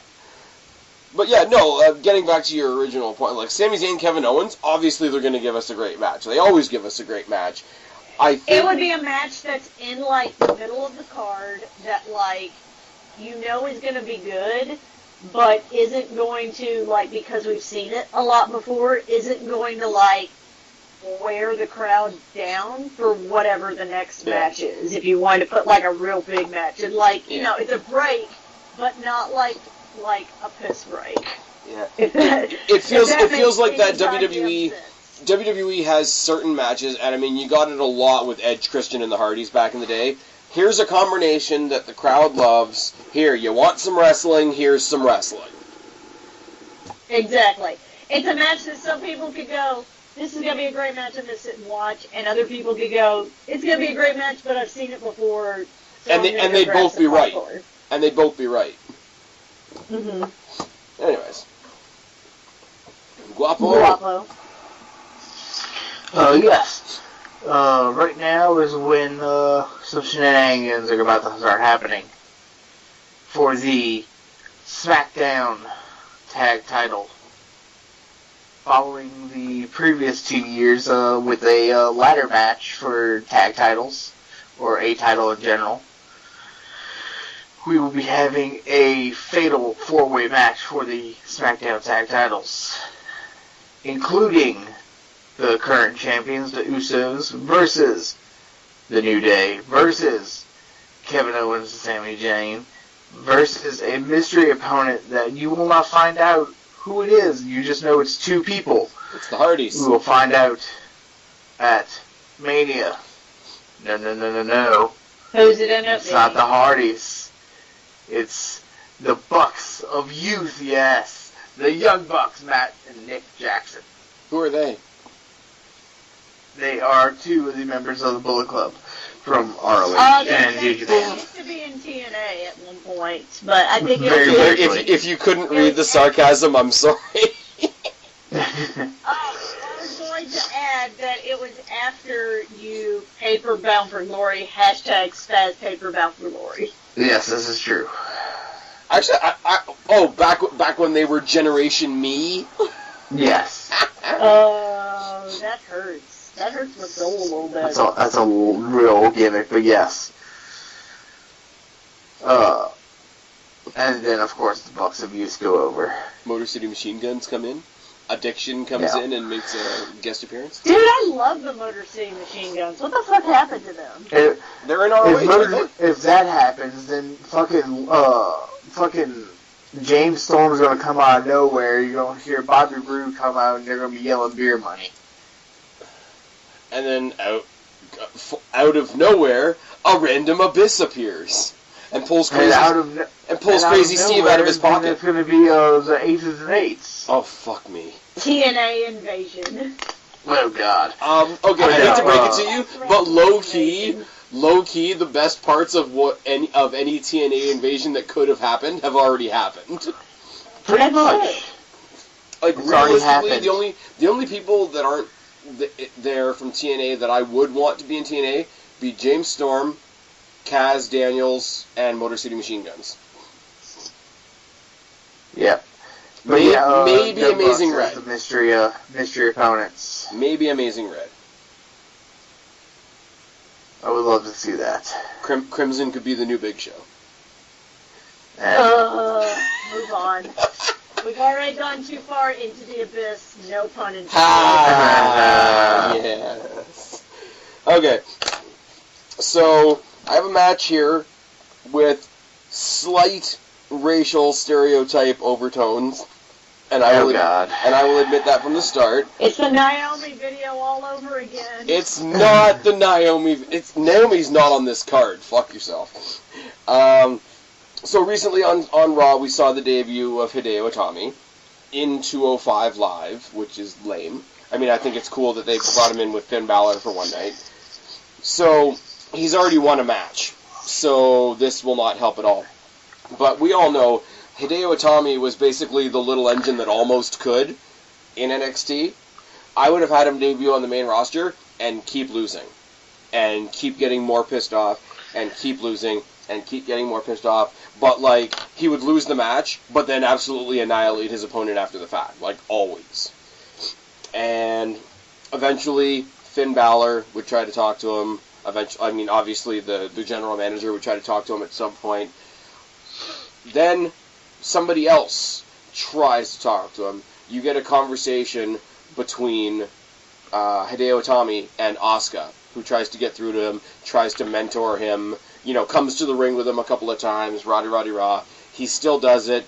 He still beats the shit out of his opponents, leaves a couple of them bloody if we're allowed to in the PG era, even lashes out at Asuka. Asuka asks Kurt Angle's permission to go and talk to somebody on SmackDown, because there's only one other person she can think of to talk some sense into Hideo Itami.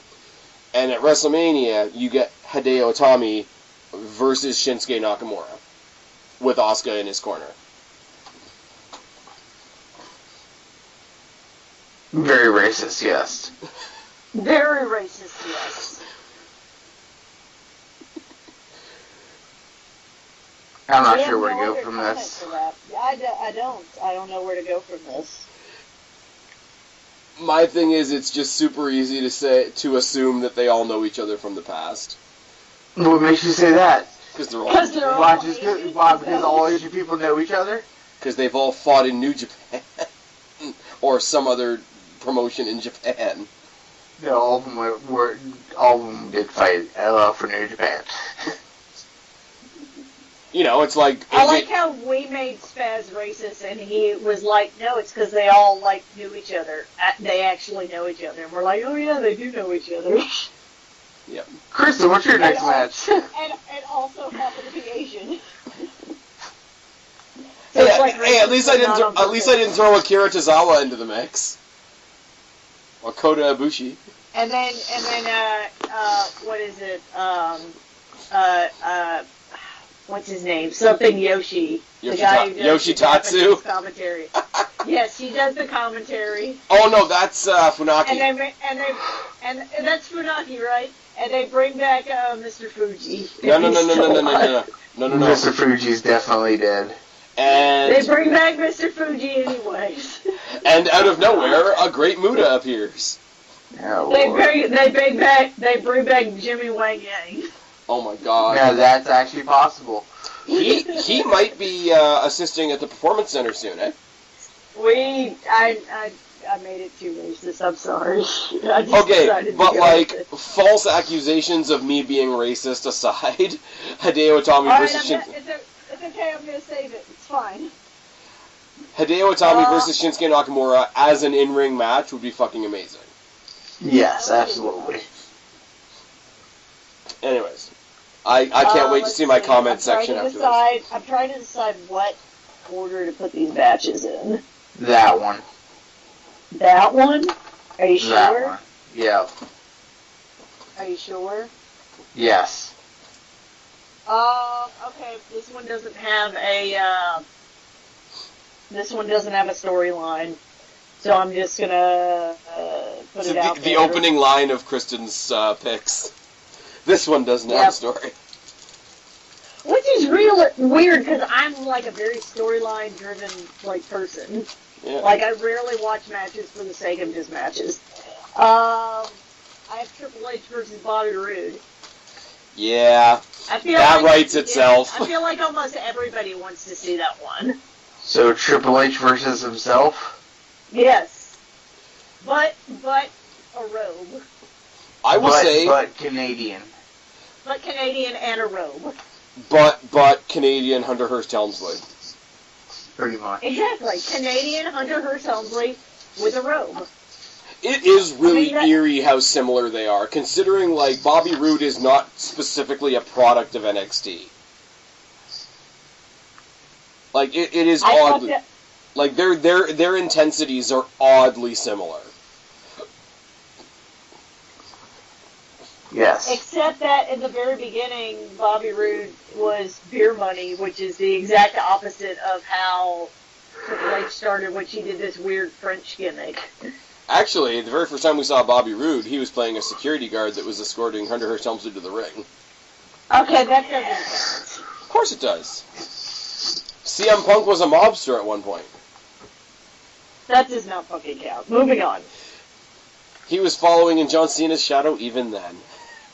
Oh. Hey, but we saw a GTS on Raw. This is true. Anyways, no, I like it. Seriously, Bobby Roode versus Triple H, it's right there. We saw a little taste of it at Survivor Series. It has to happen again. The whole like suck it versus glorious. For it. Yeah, you don't need it. I'm sure a very haphazard storyline could be put together about, this is the boss and he's gonna fight this new guy. Something fucking thrown together in the last 2 weeks. And we'd be like, well, the story doesn't make any goddamn sense, but Bobby Roode versus Triple H, so, Yeah, I can see it. And it is one of those things that WWE could just drop and say, hey, this is happening, and people will drool and spend money. So that is a thing. Guapo. Now it's time for the United States title. Now this one has a little bit of storyline behind it. Ziggler being the U.S. title holder. But is he? Yeah, he is. Ziggler being the U.S. title holder, being the heel that he is, he's already beat down Corbin first rematch. He's already gave Brood a rematch, and neither one can beat him. He is the all-around best person, best wrestler, and he proves it night after night. He gloats and says how he is the best wrestler, how he is the most all-time winningest wrestler for Kent State. Everything, nobody can out-wrestle him inside that ring, and he is the best person. And nobody in that locker room right now can beat him in a pure wrestling match inside the ring performing nothing. Nobody could sell better than him. Nobody could do anything better than him. So he opens a challenge for whoever thinks can out-wrestle him. Out comes Johnny Wrestling. Johnny Gargano. You did not go where I thought you were going with that. Holy shit. What? Where'd you think I was going with it? That took a left turn. Yeah, I was gonna say, as soon as you said pure wrestling, I thought you were gonna say Ziggler versus Gable, which would be fucking phenomenal. Oh no, that would be great too, but no. Fucking I say Ziggler versus Gargano. Holy fuck. Poor Gable. I bet he hasn't made it on anybody's list. He's on my honorable mention. He's not even on mine. Yeah, World's Greatest Alphas are not on my list either. I have 2 matches with Jason Jordan in my honorable mention. That's so sad. So you, confirm that he doesn't make the card twice. Yep, twice. He almost made the card 2 times, but didn't quite. Yes, but yes, Ziggler versus Gargano for the U.S. title. That would be a great match. Perfect. Nice. That would steal the entire show for a pure wrestling match. Ziggler being the cell master that he is, I would love to see Ziggler take the slingshot spear. Yes. Jesus Christ. And Gargano comes out the next night on SmackDown and says, "Fuck your cruiserweight division." He's not even a part of the cruiserweight division. That's what I'm saying. Unfortunately, he probably will be, but that's another sad story. Yeah, but you know what though? Honestly, by the time we get Hideo Itami, Johnny Gargano, and Tommaso Ciampa in the cruiserweight division, it might be a division worth talking about. True. Agreed. Because it's one thing to say you're too good for the division; it's another thing to say I'm so good I'm going to make this division good. We could have had. Which is what Enzo is trying to do, but not. Yeah, but in a very strange way. Enzo's putting. Yes, he's doing it in a weird way. I love Enzo. Enzo is my new Miz because now everybody finally admits that the Miz is awesome at what he does. My new I love how much everybody else hates him is Enzo. Fucking, it's good. But I'm saying if WWE were smart, give it a year from now, we could be having Johnny Gargano versus Austin Aries. But we're not. Except Austin Aries left because he was the cruiserweight division is not, good enough for me. No, he left because they literally told him they had nothing left for him to do. Yeah, and how do you not have something to do with Austin Aries? I don't know. I just don't know. After I follow him on Twitter, and after seeing him on Twitter, he's kind of a douche. He is a douche. He is a douche. I don't like him as a person. Yeah. Which after the whole Seth Rollins bullshit with his fiance and all that shit happened, I don't even remember. I was still in Baton Rouge when that shit went down. When all that shit went down, I still I like Seth Rollins as a wrestler, but not as a person. That's kind of how I am with Austin Aries. I'm I can't say you're not a great wrestler. Yeah. But I feel even though I don't know you personally, you might be a shit person. I feel if you saw me walking my dog, you might kick my dog. In different ways. Wait, so are you saying he's your type? Wow. No, they're not douchebags. They're shit people. That's different. Wow. Seth Rollins, I feel is a shit person. Austin Aries might be my type. Because he's like a douchebag. That doesn't mean he's not a shit person, but he's like, unfortunately, that ends up being my type. I'm trying to fix myself when it comes to that shit, but, but Guapo fucking knows me. This just got super awkward real fast. Why are you gonna bring up my insecurities on video, Guapo? Fuck you, man. I don't even, it's for my own amusement. I don't even know what to say to any of this right now. I'm just going to say, hey, it's my turn. Say, moving on. I'm just going to say moving on, yeah.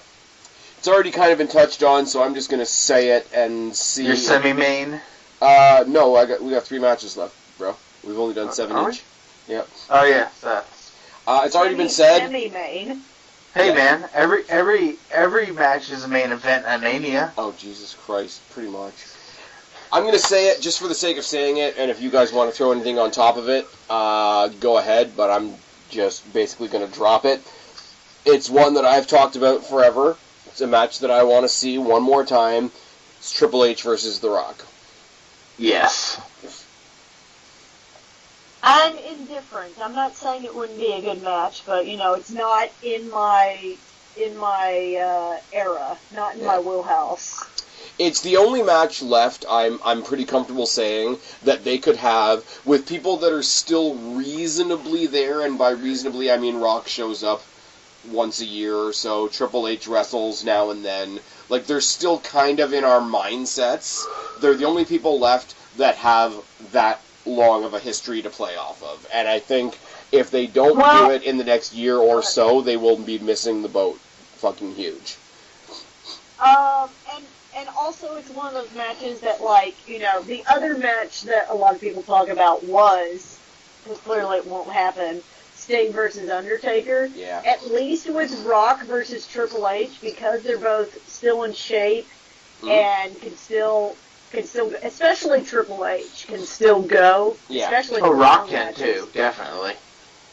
I feel like The Rock doesn't have as long a match stamina as Triple H, but, it's not a match that, Have you after seen that man lately? I'm just saying, it's not a match that after 5 minutes we're going to be like, oh no, these two guys are old and now I'm sad. It'll be a good match. And I don't think it would have to go super long either. Like, you put these guys out there, get all the entrances out of the way, and get, 10 minutes of match out of them. I think that would be enough. But I think, I don't think it's as prominent anymore that you have people that, they wrestled as new guys. Like, Rocky Maivia and Hunter Hearst Helmsley fought.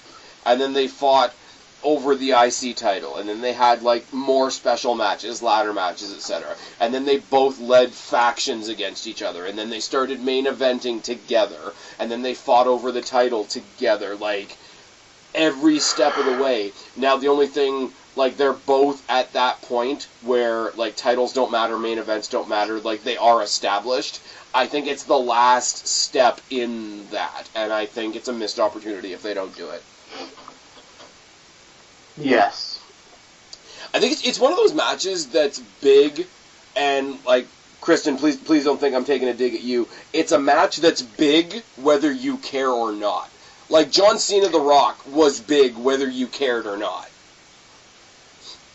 I mean, I can agree with that, but like I said, it's not as big to me just because it's not. I can recognize that it's a big match, even though it's not in my genre or it's not in my quote generation when it comes to when I started wrestling kind of thing.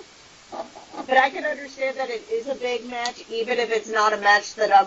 It's a match that the two of you look at and are like, holy shit, this match is happening, and it's a match that I see, and I'm like, well, that would be a pretty good match. It still would be good, they're both entertaining and everything like that, but I'm not as holy fuck, I've been waiting for this match for forever, as you guys are. It's the Avengers Infinity War of WWE. Pretty much. Like that. Alright. Well, this is definitely not a DC movie. Oh, shit. Yeah. Kristen, you're up. Hang on. Oh, God. I had to switch. Did you just enter the Hardy compound? Yeah. No, my headphones died. Oh, well, there you go. You should have asked for Senor Benjamin to bring you some. Does my speakerphone sound better? There you go. Not really, but okay. There's no reception on the dilapidated boat. My headphones died, so here we go. Your headphones died. Yeah, my headphones died. I had wireless headphones on. Oh. Normally you wouldn't put, because I have like 3 title matches here. Normally you wouldn't put title match back to back to back, but this is how it just ended up for me. I probably would reshuffle my card, but whatever. We'll start with, we'll do another women's match. I have Bayley versus Paige. Paige is champion. Paige somehow, in my storyline, Paige wins the Royal Rumble and then wins the women's title before she gets to WrestleMania so that she has it at WrestleMania. Nice. And then, so, you have the Bayley storyline that we all like, which is the Bayley storyline of she's seen as not being taken seriously, she's the underdog, she has to kind of fight her way through absolution and everything, and all of that to get her WrestleMania match. You could probably have Sasha come in and take care of, like not be in the match, but be, involved with trying to keep absolution, off of Bayley's back. It would be a thing where absolution comes out with Paige, and it would be, partway through the match, and, I don't know, the other 2 members of Absolution have, tried to fuck Bayley over, grab her legs, distract the ref, all that bullshit, and then Sasha comes out and, takes one of them out and then fights the other one on the outside of the ring kind of thing. You could do that, but I would have Bayley beat Paige at the end of it all, but you would need Paige to win the title before, a good point before WrestleMania to make it so that the title isn't constantly switching, kind of thing. But I would have, because this is the story from NXT that we have Bayley winning the NXT Women's Championship with against Sasha, where she's having to, prove herself over and over and over and over again, and then by the time she wins, we want her to win. We're so excited that Bayley wins. Nice. And she's the ultimate good guy to their shitty bad guys. Mm-hmm. Yeah. I'd like the match. I'd still be cheering for Paige just because that's where my fan base is. But, yeah. I think a good mix of smart marky match plus, little fanfare, good guy to win. Mm-hmm. Yeah, that's not too shabby. I like it. I'd go with that. Mm-hmm. Okay. Guapo? Well, next up is the Universal title. Brock Lesnar versus the Demon Finn Balor. This is the match that Spaz has been making fun of with me for forever. Yeah. Yes. Well, I want it because Finn needs to get his title back. It's time. I agree that Finn needs to be champion, but I laugh at this the same way I laugh at people that wanted Lesnar versus Bryan. I'm like, fucking no, man. I love the underdog story and all that shit, but no, man. I get it. I think it would be a great spectacle. Don't get me wrong. And if you do want to see it, I'm all there for it. All the power to you. Demon versus the Beast. The story sells itself. I don't think, and yes, we had a great match with Lesnar and Styles, which I thought was amazing. I don't think I'm not saying don't do the match, but what I don't think that match would be as good as most people think it would, and not because of anything that either one of them would do wrong, but just I don't think it works. Personally.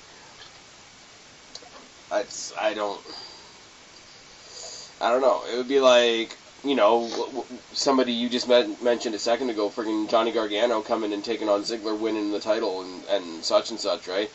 I would love that. I would love Johnny Gargano to pick up a Universal title one day, but you're not going to sell me Johnny Gargano versus Brock Lesnar.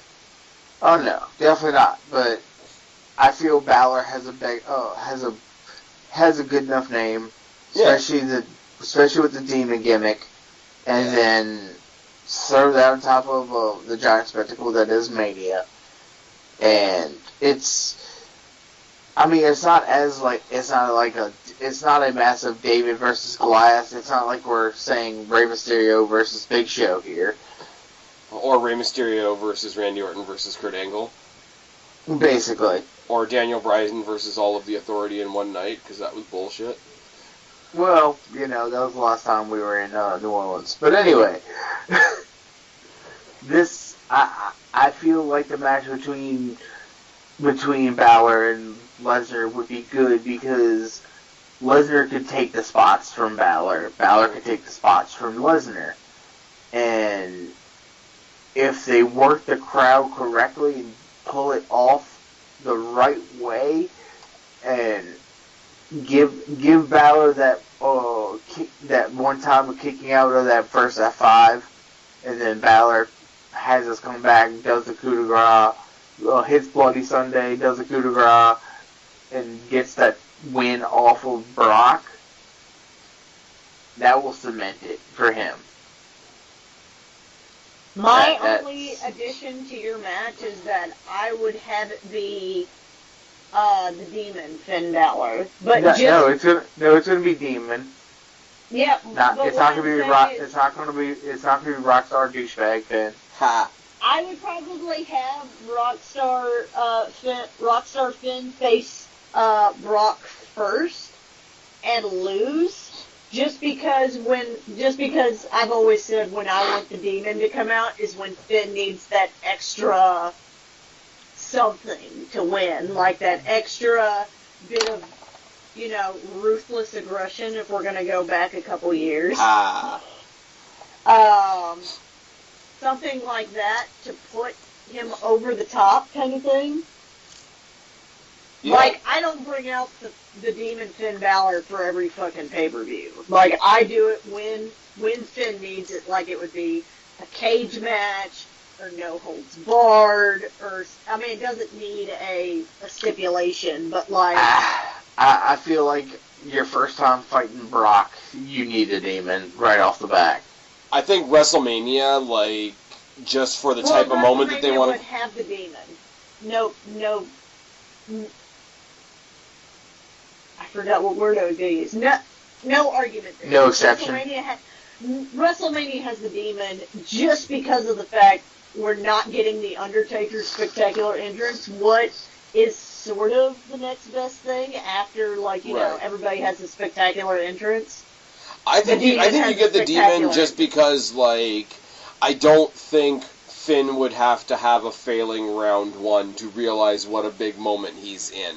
I think it's one of those things where he would look back at it and say, look, I gotta bring my best shot the first time because I might not get another one. Oh, I understand that too, but I'm saying if you wanted to milk it for more than one match, that's how I would build it up. Yeah. The other unfortunate thing about that is I don't know how many rematches they're gonna do because they only have Brock for 6 times a year or some shit. I could totally see that too, Finn being like, this is Brock Lesnar, he's the Beast, people call him the Beast Incarnate. He's the guy that literally, even though John Cena won that match, beat the fuck out of John Cena to where he had to, leave for a while. But not even that, if it's just Brock Lesnar, then yes, I would have him go once just as himself. But it's the fact of, it's Brock Lesnar, it's a chance to get my title back that I never lost, and it's WrestleMania. I think you would have to combine those 3 elements to justify him being the Demon the first time out. Any other pay-per-view, I would be 100% with you. But those 3 elements coming together, I think that's enough to justify it first time out. But that's just me. Yes. In that realm, in that idea, I guess if I weren't going to have another match, I would build it as you do Rockstar douchebag Finn Balor up until, like, maybe the Raw before Mania. Like, Yes. because Brock Lesnar isn't one to, like, do sneak attacks and shit like that, but somehow have some sort of moment, I'm not sure how I would exactly book it, have some sort of moment where the Raw before WrestleMania, Finn Balor realizes, I'm not going to be able to do this as this Finn Balor. I'm going to need the Demon. And then that way he wouldn't need a prior match with Brock Lesnar. I don't know. He'd have to beat the fuck out of somebody. You could have him maybe beat up Finn. I don't know that I would do that with Brock, because like I said, Brock's not a one that would sneak attack people or beat people from behind or anything like that, but has some sort of crystallizing moment that Finn sees where he's like, I can't do this as me, I need to bring the Demon to WrestleMania. I would save the Demon thing for like the last possible moment. I think what you do is you have him you have him win the Rumble, and you have him like have a couple of like face-to-face stare downs with Brock Lesnar where he gets manhandled every single time in every single promo. And then when Paul Heyman's doing his this Sunday at WrestleMania, you have Finn Balor come up on the Tron, regular Rockstar douchebag Finn Balor, you know, say, hey, you know what? I'm not ready. I'm not, willing and Gable. No, but I'm not equipped. I'm not prepared. Da da da da da. And then the arena goes black. The Titantron goes completely black. And then like because the Titantron is pre-recorded, you have one spotlight that just shines down on the ring. You get a split-second view of the Demon just like perched on the turnbuckle, and then it goes black again, and then nothing's there. Like, definitely like reaching into Undertaker's old bag of tricks, but to see the two, like, even though one's pre-recorded, you would see the two faces of Finn Balor within 5 seconds of each other, and I would even say that's how you close Raw before WrestleMania. Mind games. Mind games abound. Well, I mean, that's part of the Demon's thing, is mind games. And I mean, Paul Heyman could sell shitting his pants, so... Exactly. He could sell the freaking out kind of thing. Brock Lesnar would just look like, kind of like... What the fuck is that? Giddy. No, not what the fuck is that. I wouldn't put him at... He has that, like, cheesy Brock Lesnar, like, grin, like, fucking, yes, bring it on kind of thing. Or if they Where wanted he's to not- make him even more of a where he's douchebag, not- he could be like, "Aw, that's cute," or something. Yes. I would have him be like, I'm not scared of the Demon. I'm excited, like, at, like, the possibility of this match kind of thing. Maybe not like, this is my equal, but like, I wasn't fucking interested in this at all, and you've made it somewhat amusing to me. I would even change his look slightly. Because they change the Demon every time he does it. You know when he was in London and he did like the Jack the Ripper type thing? I would change his thing ever so slightly. Still have the black, white, and red face paint, but have it like more animal looking. And even if they had like a fake fur like cloak or whatever, like just, if I'm going to face the beast, I have to be a beast type thing without actually saying it. Like as the very last mind game as he's getting into the ring at WrestleMania. I think that would be an awesome touch. I like it. I do. We spent a lot of time on a match that I don't think should happen. Anyways. Yes. We spent a lot of time on a match that I don't even have on my card because I have Finn Balor doing something else. Is it you? What? No. Anyways. I mean, clearly I wasn't thinking of that. I mean, I want Finn Balor on the card, but if we're going to do that, then I would have him earlier in the card. Guys. What? No. Guys. Finn Balor is my answer. Yes, Finn Balor is my answer to all of these. Finn Balor is my answer.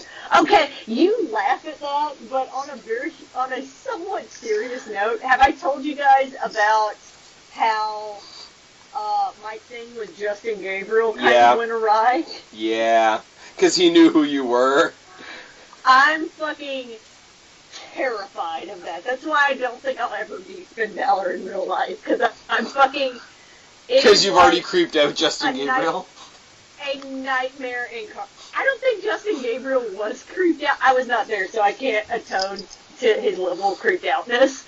I don't think he was creeped out, but I will never meet Finn Balor. That is my fucking nightmare. That I'm like, oh yeah, you're Finn Balor, and he's like, oh, I've heard you. You're on that fucking podcast. Oh, no, done. I'm just gonna walk away from you Aren't now. Aren't you the chick that, you know, dressed up like me and got yourself painted exactly. like me for Halloween? At this point... Aren't you the And chick then that you made a pop figure of me? Aren't you the chick that symbolically wore my skin? At that point, my face is so red that there is no more blood in my extremities, and I just fucking pass out. I mentioned you to him. I mentioned you to him when I met him last year, but he didn't seem to remember you then. Okay, well that's good.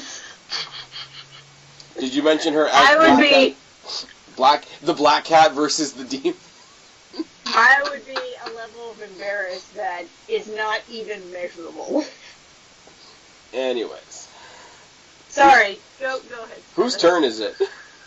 Your turn. Hey, look at that. So here's something fun. We haven't talked much about NXT in this, but Sanity debuts on Raw. And if you're going to debut as a faction on Raw, who are you going to jump? Anybody?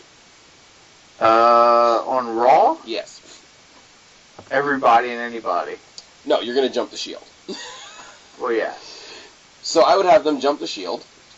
Shield get all cocky and possessive and like, hey, this is our territory, this is our yard, whatever you want to say. They go up against Sanity and lose.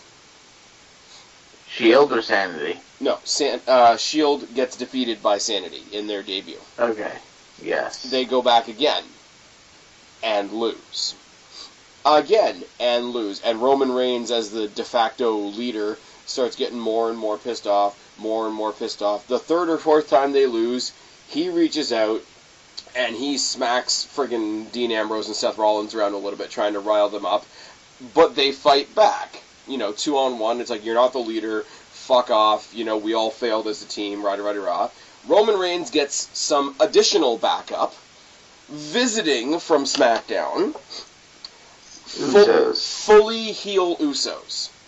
Usos and Roman Reigns take out his former Shield members and, basically cut that "we're going to show you how it's done" promo. You get heel Roman and the Usos versus all three members of Sanity at WrestleMania 6-man tag. Uh-huh. And it's a lot of build. And what? It's a lot of stuff to build. It is a lot of stuff to build. But it does mean that at some point you get Roman Reigns versus Killian Dane, which I have to admit is a match that I'm looking forward to when it happens. Yeah. And, you got Eric Young versus Seth Rollins, and there's your two wrestlers in the mix. You got Killian Dane versus Roman Reigns. There's your two big guys. And I'm sorry, Lunatic Fringe Dean Ambrose versus Alexander Wolf is fucking money. That's all I got for that one. Yeah, I don't really have anything to elaborate with that. Sorry, me neither. Alright. Nikki Cross also just is there and is fucking Nikki Cross could get it. But anyways. So what you're saying is I made a whole WrestleMania match so I made a whole WrestleMania match so that I could check out Nikki Cross. Well, on that note, Kristen, it's your turn. This is one of my only where somebody. Well, no, that's not true because I had Asuka versus Natalya. I have Finn Balor jumping ship, by the way. I have him going over to SmackDown. Oh, dear. And I have the match that I know we saw, but we saw it in a way that I feel like was lackluster. I have Finn Balor versus AJ Styles for the WWE Championship.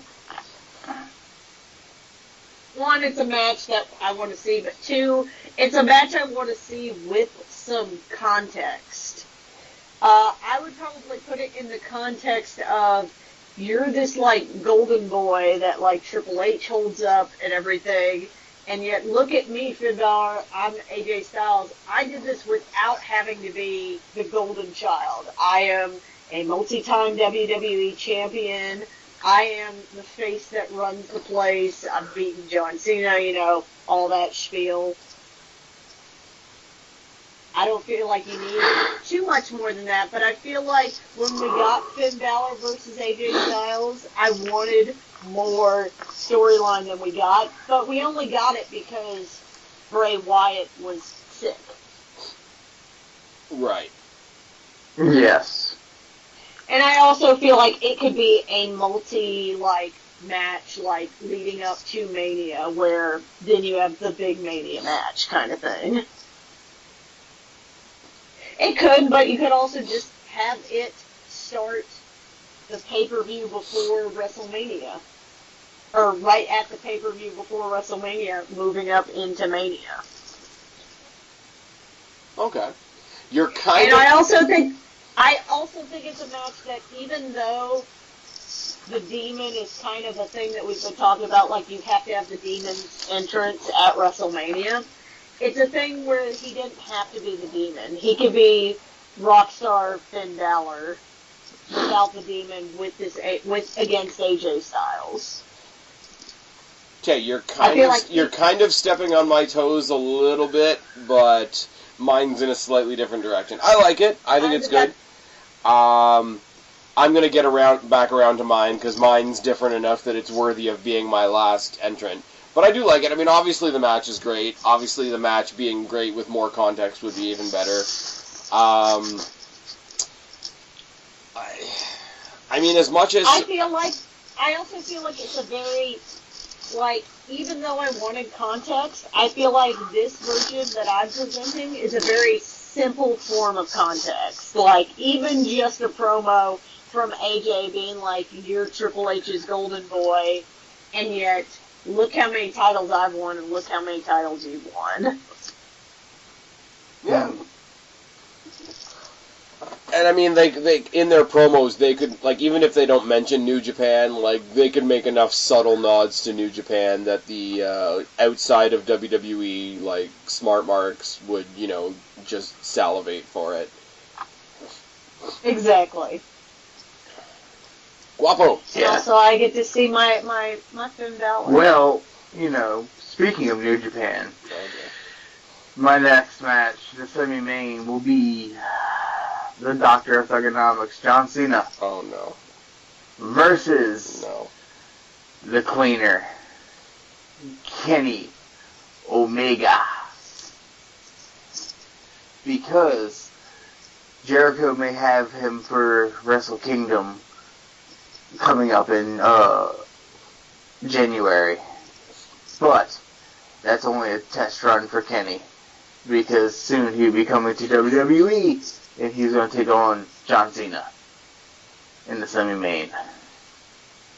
Story wrecks itself. I mean, it's always nice to see a new guy in the main event. I mean, if John Cena wants to do that kind of charity work. Yes. Well, and I mean, that's not entirely wrong. Like, we talked about that. WWE isn't going to let Chris Jericho, even though he's still under contract, just wrestle. No, he's not under contract with WWE whatsoever. Is he not? None. Well, then. Not under contract at all. Well, he's running his own ROH show, so I don't think he's under contract with WWE right now. Well, well, that totally he's partnered with out of the water. He is partnered with ROH for the cruise. For the Jericho cruise, which I would totally do if I had money. Right? I mean, even though it's ROH and I don't give a shit, it would still kind of be cool to be on a cruise with a bunch of wrestlers and watch some wrestling on the water. Yes. But yeah. I still have not seen Kenny Omega wrestle, so I can't say anything. You need to watch him, Kenny. Probably. I was debating whether or not to say Kenny. Huh? The bits of promos that I've seen between Jericho and Kenny Omega, and I think I even saw a clip of Jericho, like, attacking Kenny Omega. Kenny, yes. I mean, I think it'll be a good match. My initial problem with ROH is that I feel like they are a great organization that then tries to, like, almost too much prove how great they are, to where you're getting, like the last time I saw an ROH match, there was this very amazing tag team match, and it was against the Motor City Machine Guns versus, I can't even tell you who it was.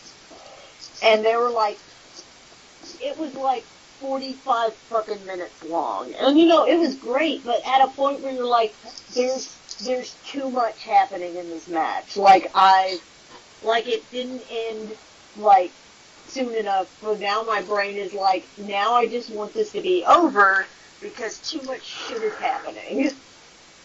And not in a, oh my god, this blew my mind kind of way, in a, there's a lot of shit. Like, I've seen, like, 6 false counts, like, in finishes. the last, 6 false finishes in the last, 5 minutes or 10 minutes. I'm like, that's insane. That's way too much.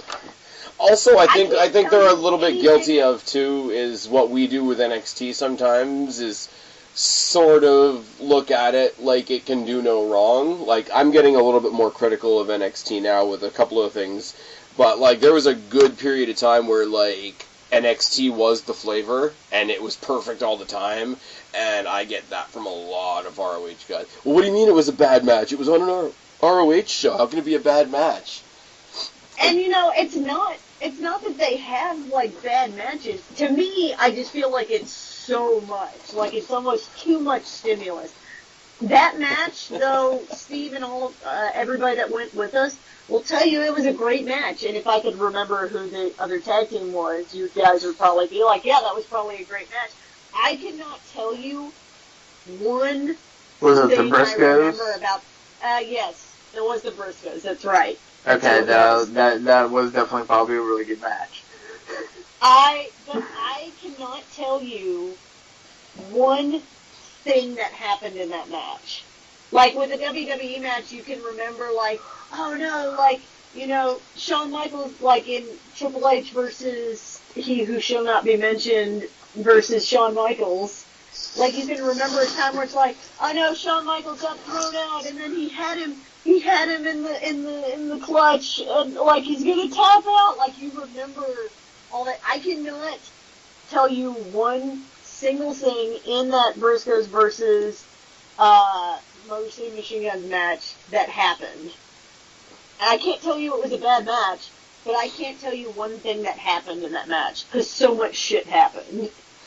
Also, like, this is like, people that watch ROH, and I think even, like, again, I say we're guilty of it when we watch NXT, you need to have some bad. Like, if you watch, especially if we're talking about Wrestlemania, which is probably going to be, like, a 48-hour show this year, but, like, God. there has to be some bad so that the good can be good. Like, okay. What? Yeah, go ahead. No, I was just about to Not say even yes, some bad. Not even some bad. But some average. Yeah. Mania weekend, I'm having 4 straight days of wrestling. Go fuck yourself, I'm Guapo. telling you, as somebody who's done that shit before, because, I went to, like, 6 Manias in a row, you will burn out on that shit quickly. Like, if you do that for one Mania and then go to the next Mania, you progressively watch less and less wrestling each time. Well, I'm going to ROH Supercard the night before Mania. Going to Mania and then Raw and SmackDown. It's going to be fucking amazing. Yes. I'm just telling you, you will be burned out on wrestling. You'll be like, I can't even watch Raw and SmackDown for like a month. Yeah, probably. But it'll be worth it. Anyway, so yes, my Sunday main, Cena versus Kenny Omega. Alright. Main event. My last match, and this is the one that I warned you guys at the beginning, is a little convoluted, and it's a slightly new match type. Oh. So I'm gonna laugh if we have the same match. I don't think we are, but I'm gonna laugh. Well, it's gonna, like you said, it's gonna build on the whole, like, out of nowhere Balor versus Styles, the match that we had. So we have it so that Styles came over to help Raw, gave an opponent to Balor and lost, and he had to go back to SmackDown being the loser. So he would compound that into a little bit of a losing streak. He would drop his title to somebody, get a little bit bitter. On the other side of the coin, you got Balor, who would parlay that momentum into, before WrestleMania, somehow getting the Universal title off of Brock Lesnar. But he knows, because he knows AJ Styles, that loss is festering and that AJ Styles wants that rematch. He wants that rematch. He wants that rematch. So it would make him proud and braggadocious and a little bit of a jackass, but it would also make him paranoid. It would force him to form what we've been waiting for a long time, the legit Balor Club, and pull Gallows and Anderson out of obscurity. Who aren't doing a goddamn thing right now. So I have them in my honorable mentions, too. So instead of waiting for Styles to come and get his comeuppance, the Balor Club, the three of them, would go and attack Styles on SmackDown over and over and over again. Series of 3-on-1 beatdowns. Till finally, Daniel Bryan says, look, I've talked to whoever on Raw at WrestleMania, Mr. Balor. My guy, AJ Styles, is not only representing himself, not only representing SmackDown Live, but he's getting a shot at yours and Raw's Universal Championship, and I'm giving him some backup. And the backup is two guys right now that Shane McMahon is not very fond of, but Daniel Bryan is. AJ Styles' backup, not only going for the title, not only representing SmackDown, is Kevin Owens and Sami Zayn. So what ends up happening is we get what I call a captain's fall match, where it is a 6-man tag match, but the pin can only happen between Finn Balor and AJ Styles for the Universal Championship. Okay. That is I like it, and I'm confused at the same time. Much like my opinion of the Justice League movie.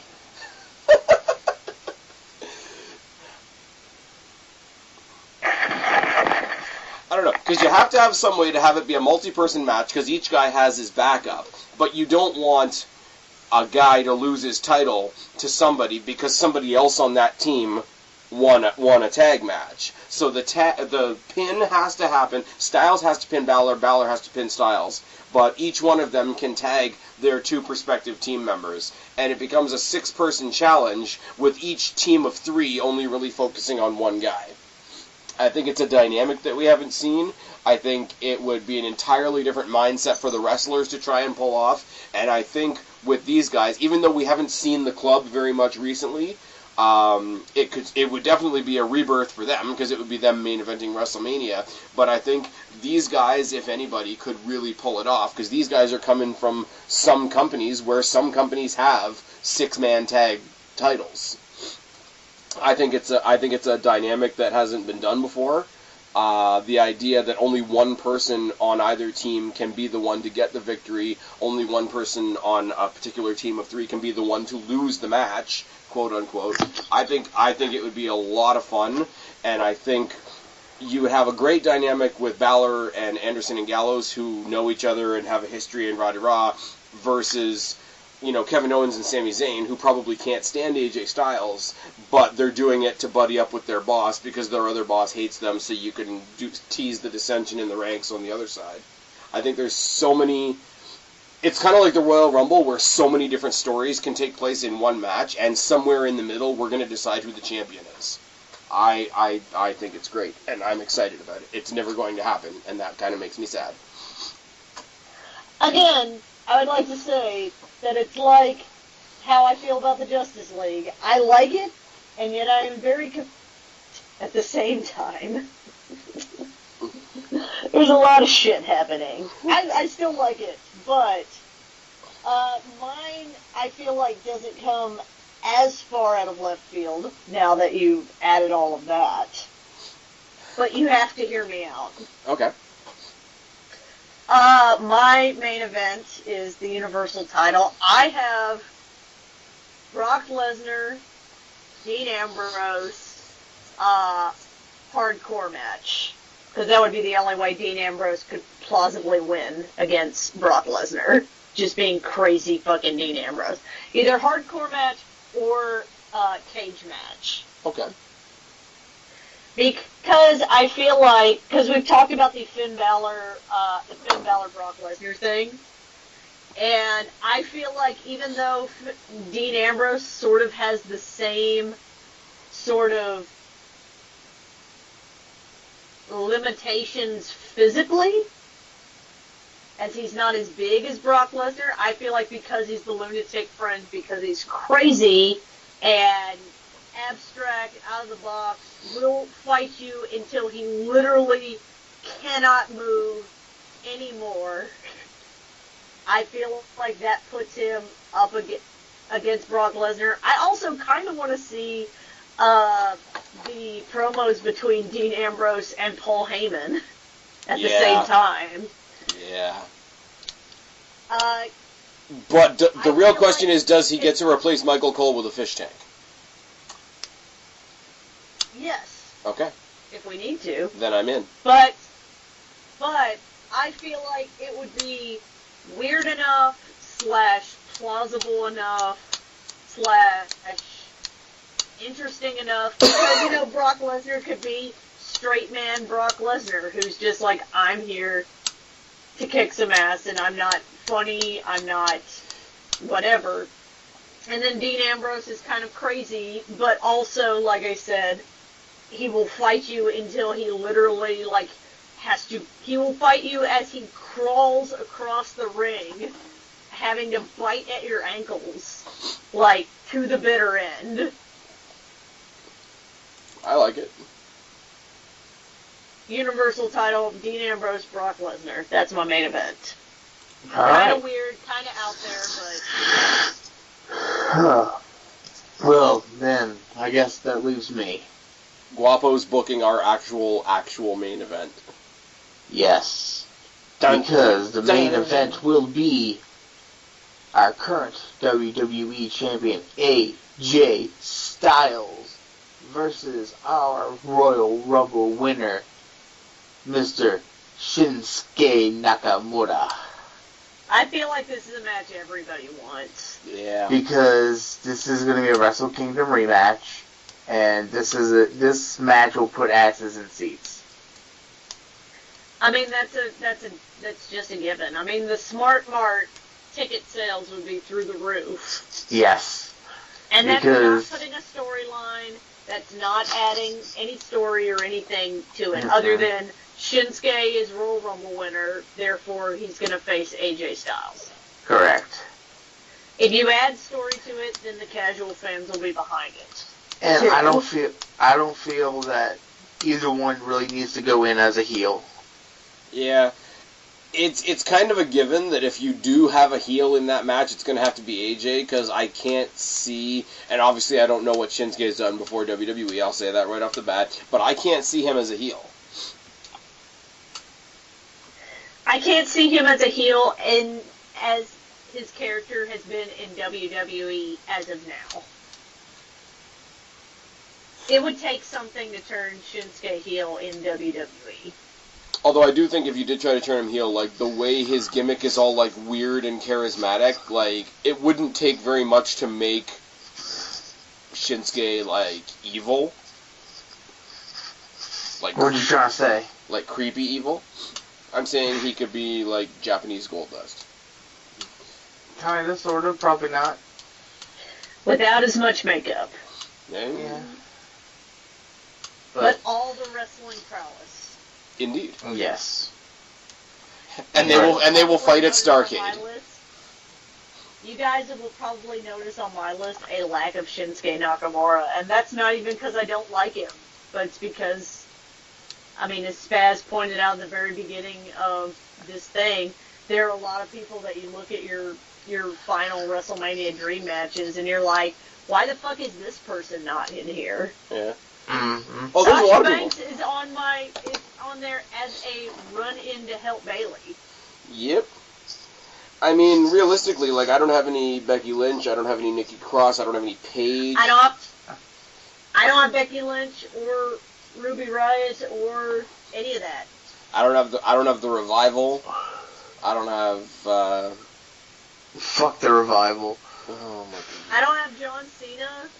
Nobody needs John Cena. I don't have Bray Wyatt. Yeah. Yeah. Like there are people here that you're like, why the fuck? I have honorable mentions. I don't have Asuka. I don't have other than a debut from Sanity. I really don't have any NXT people on this. I don't either, not counting the ones that have like already debuted. Yeah, so they're no longer NXT people. Mm-hmm. There we go. I don't have any new NXT people debuting. Yeah. Anyways, I think we've done it. That's it. We did it. You have honorable mentions. I have a few. I'm not going to go into any of their stories because I feel like some of them are very similar. Yeah. I have John Cena versus Jason Jordan due to the Kurt Angle connection.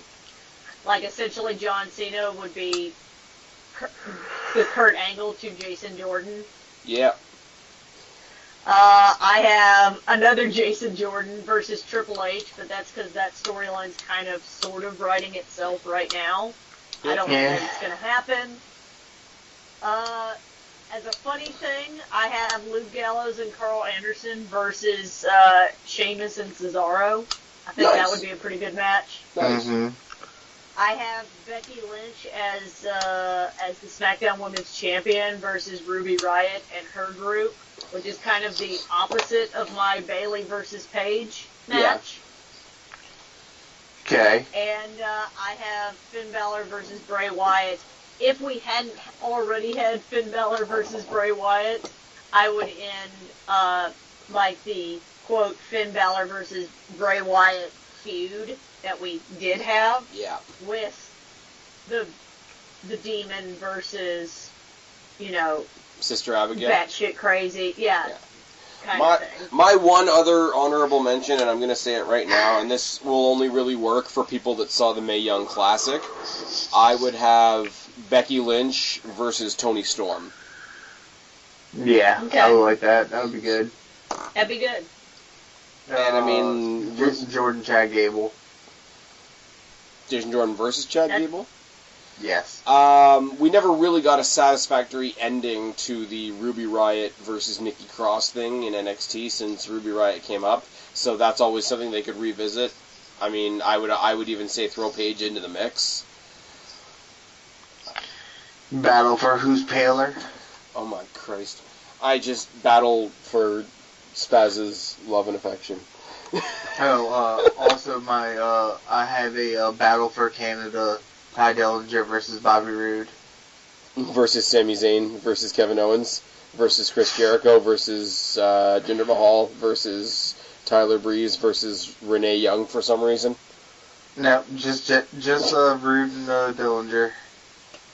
The Glorious One and the Perfect 10. The Glorious 10. Hey, that's a tag team. Alright, we gotta stop because now we're just rambling. Anyways, Guapo. I'm sleepy. Yeah, Guapo, Kristen, guys, thank you once again. This was a whole bunch of fun. We're gonna do more shit like this. This show brought to you by an entire bottle of wine on my part. Hashtag bottle of wine because you made it this far. Guapo, bottle of red, bottle of white. I don't even know anymore. This is brought to you by Kristen's wine, the fact that Guapo was sick yesterday, and the fact that I don't have to work tomorrow. Anyways, Guapo, tell them where to find you, buddy. Find me on Twitter at Guapo_504. I never tweet, but when I do, it's funny. Kristen, tell them where to find you. You can find me at Black Cat Feline on Twitter. You can find me on Black Cat Feline on Instagram, which I'm more active on, but it's mostly just, pictures at work. So if you're Pictures into of cows, pictures of pastures, pictures of trees. I was gonna say you got a big ass picture of a tree up there. Exactly. I just post outdoorsy, naturey pictures that I feel like look good because a lot of people like them. Anyways. Broken black cat hippie. Yep, pretty much. And you guys know where to find me, or you wouldn't be here. Thanks for joining us. I hope you guys are having a great holiday. I will see you guys in a little bit. By the time this goes up, it'll be my birthday, so message me, make fun of me for being old, etc., etc., etc. I've been Spaz, he's been Guapo, she's been Kristen. We are your YWC Reality Check. Subscribe up there, talk down there, start a conversation, keep all these conversations going. Don't be a stranger. I'll talk to each and every last one of you later. But for right now, myself, Kristen, and Guapo are tagging out. Bye, guys.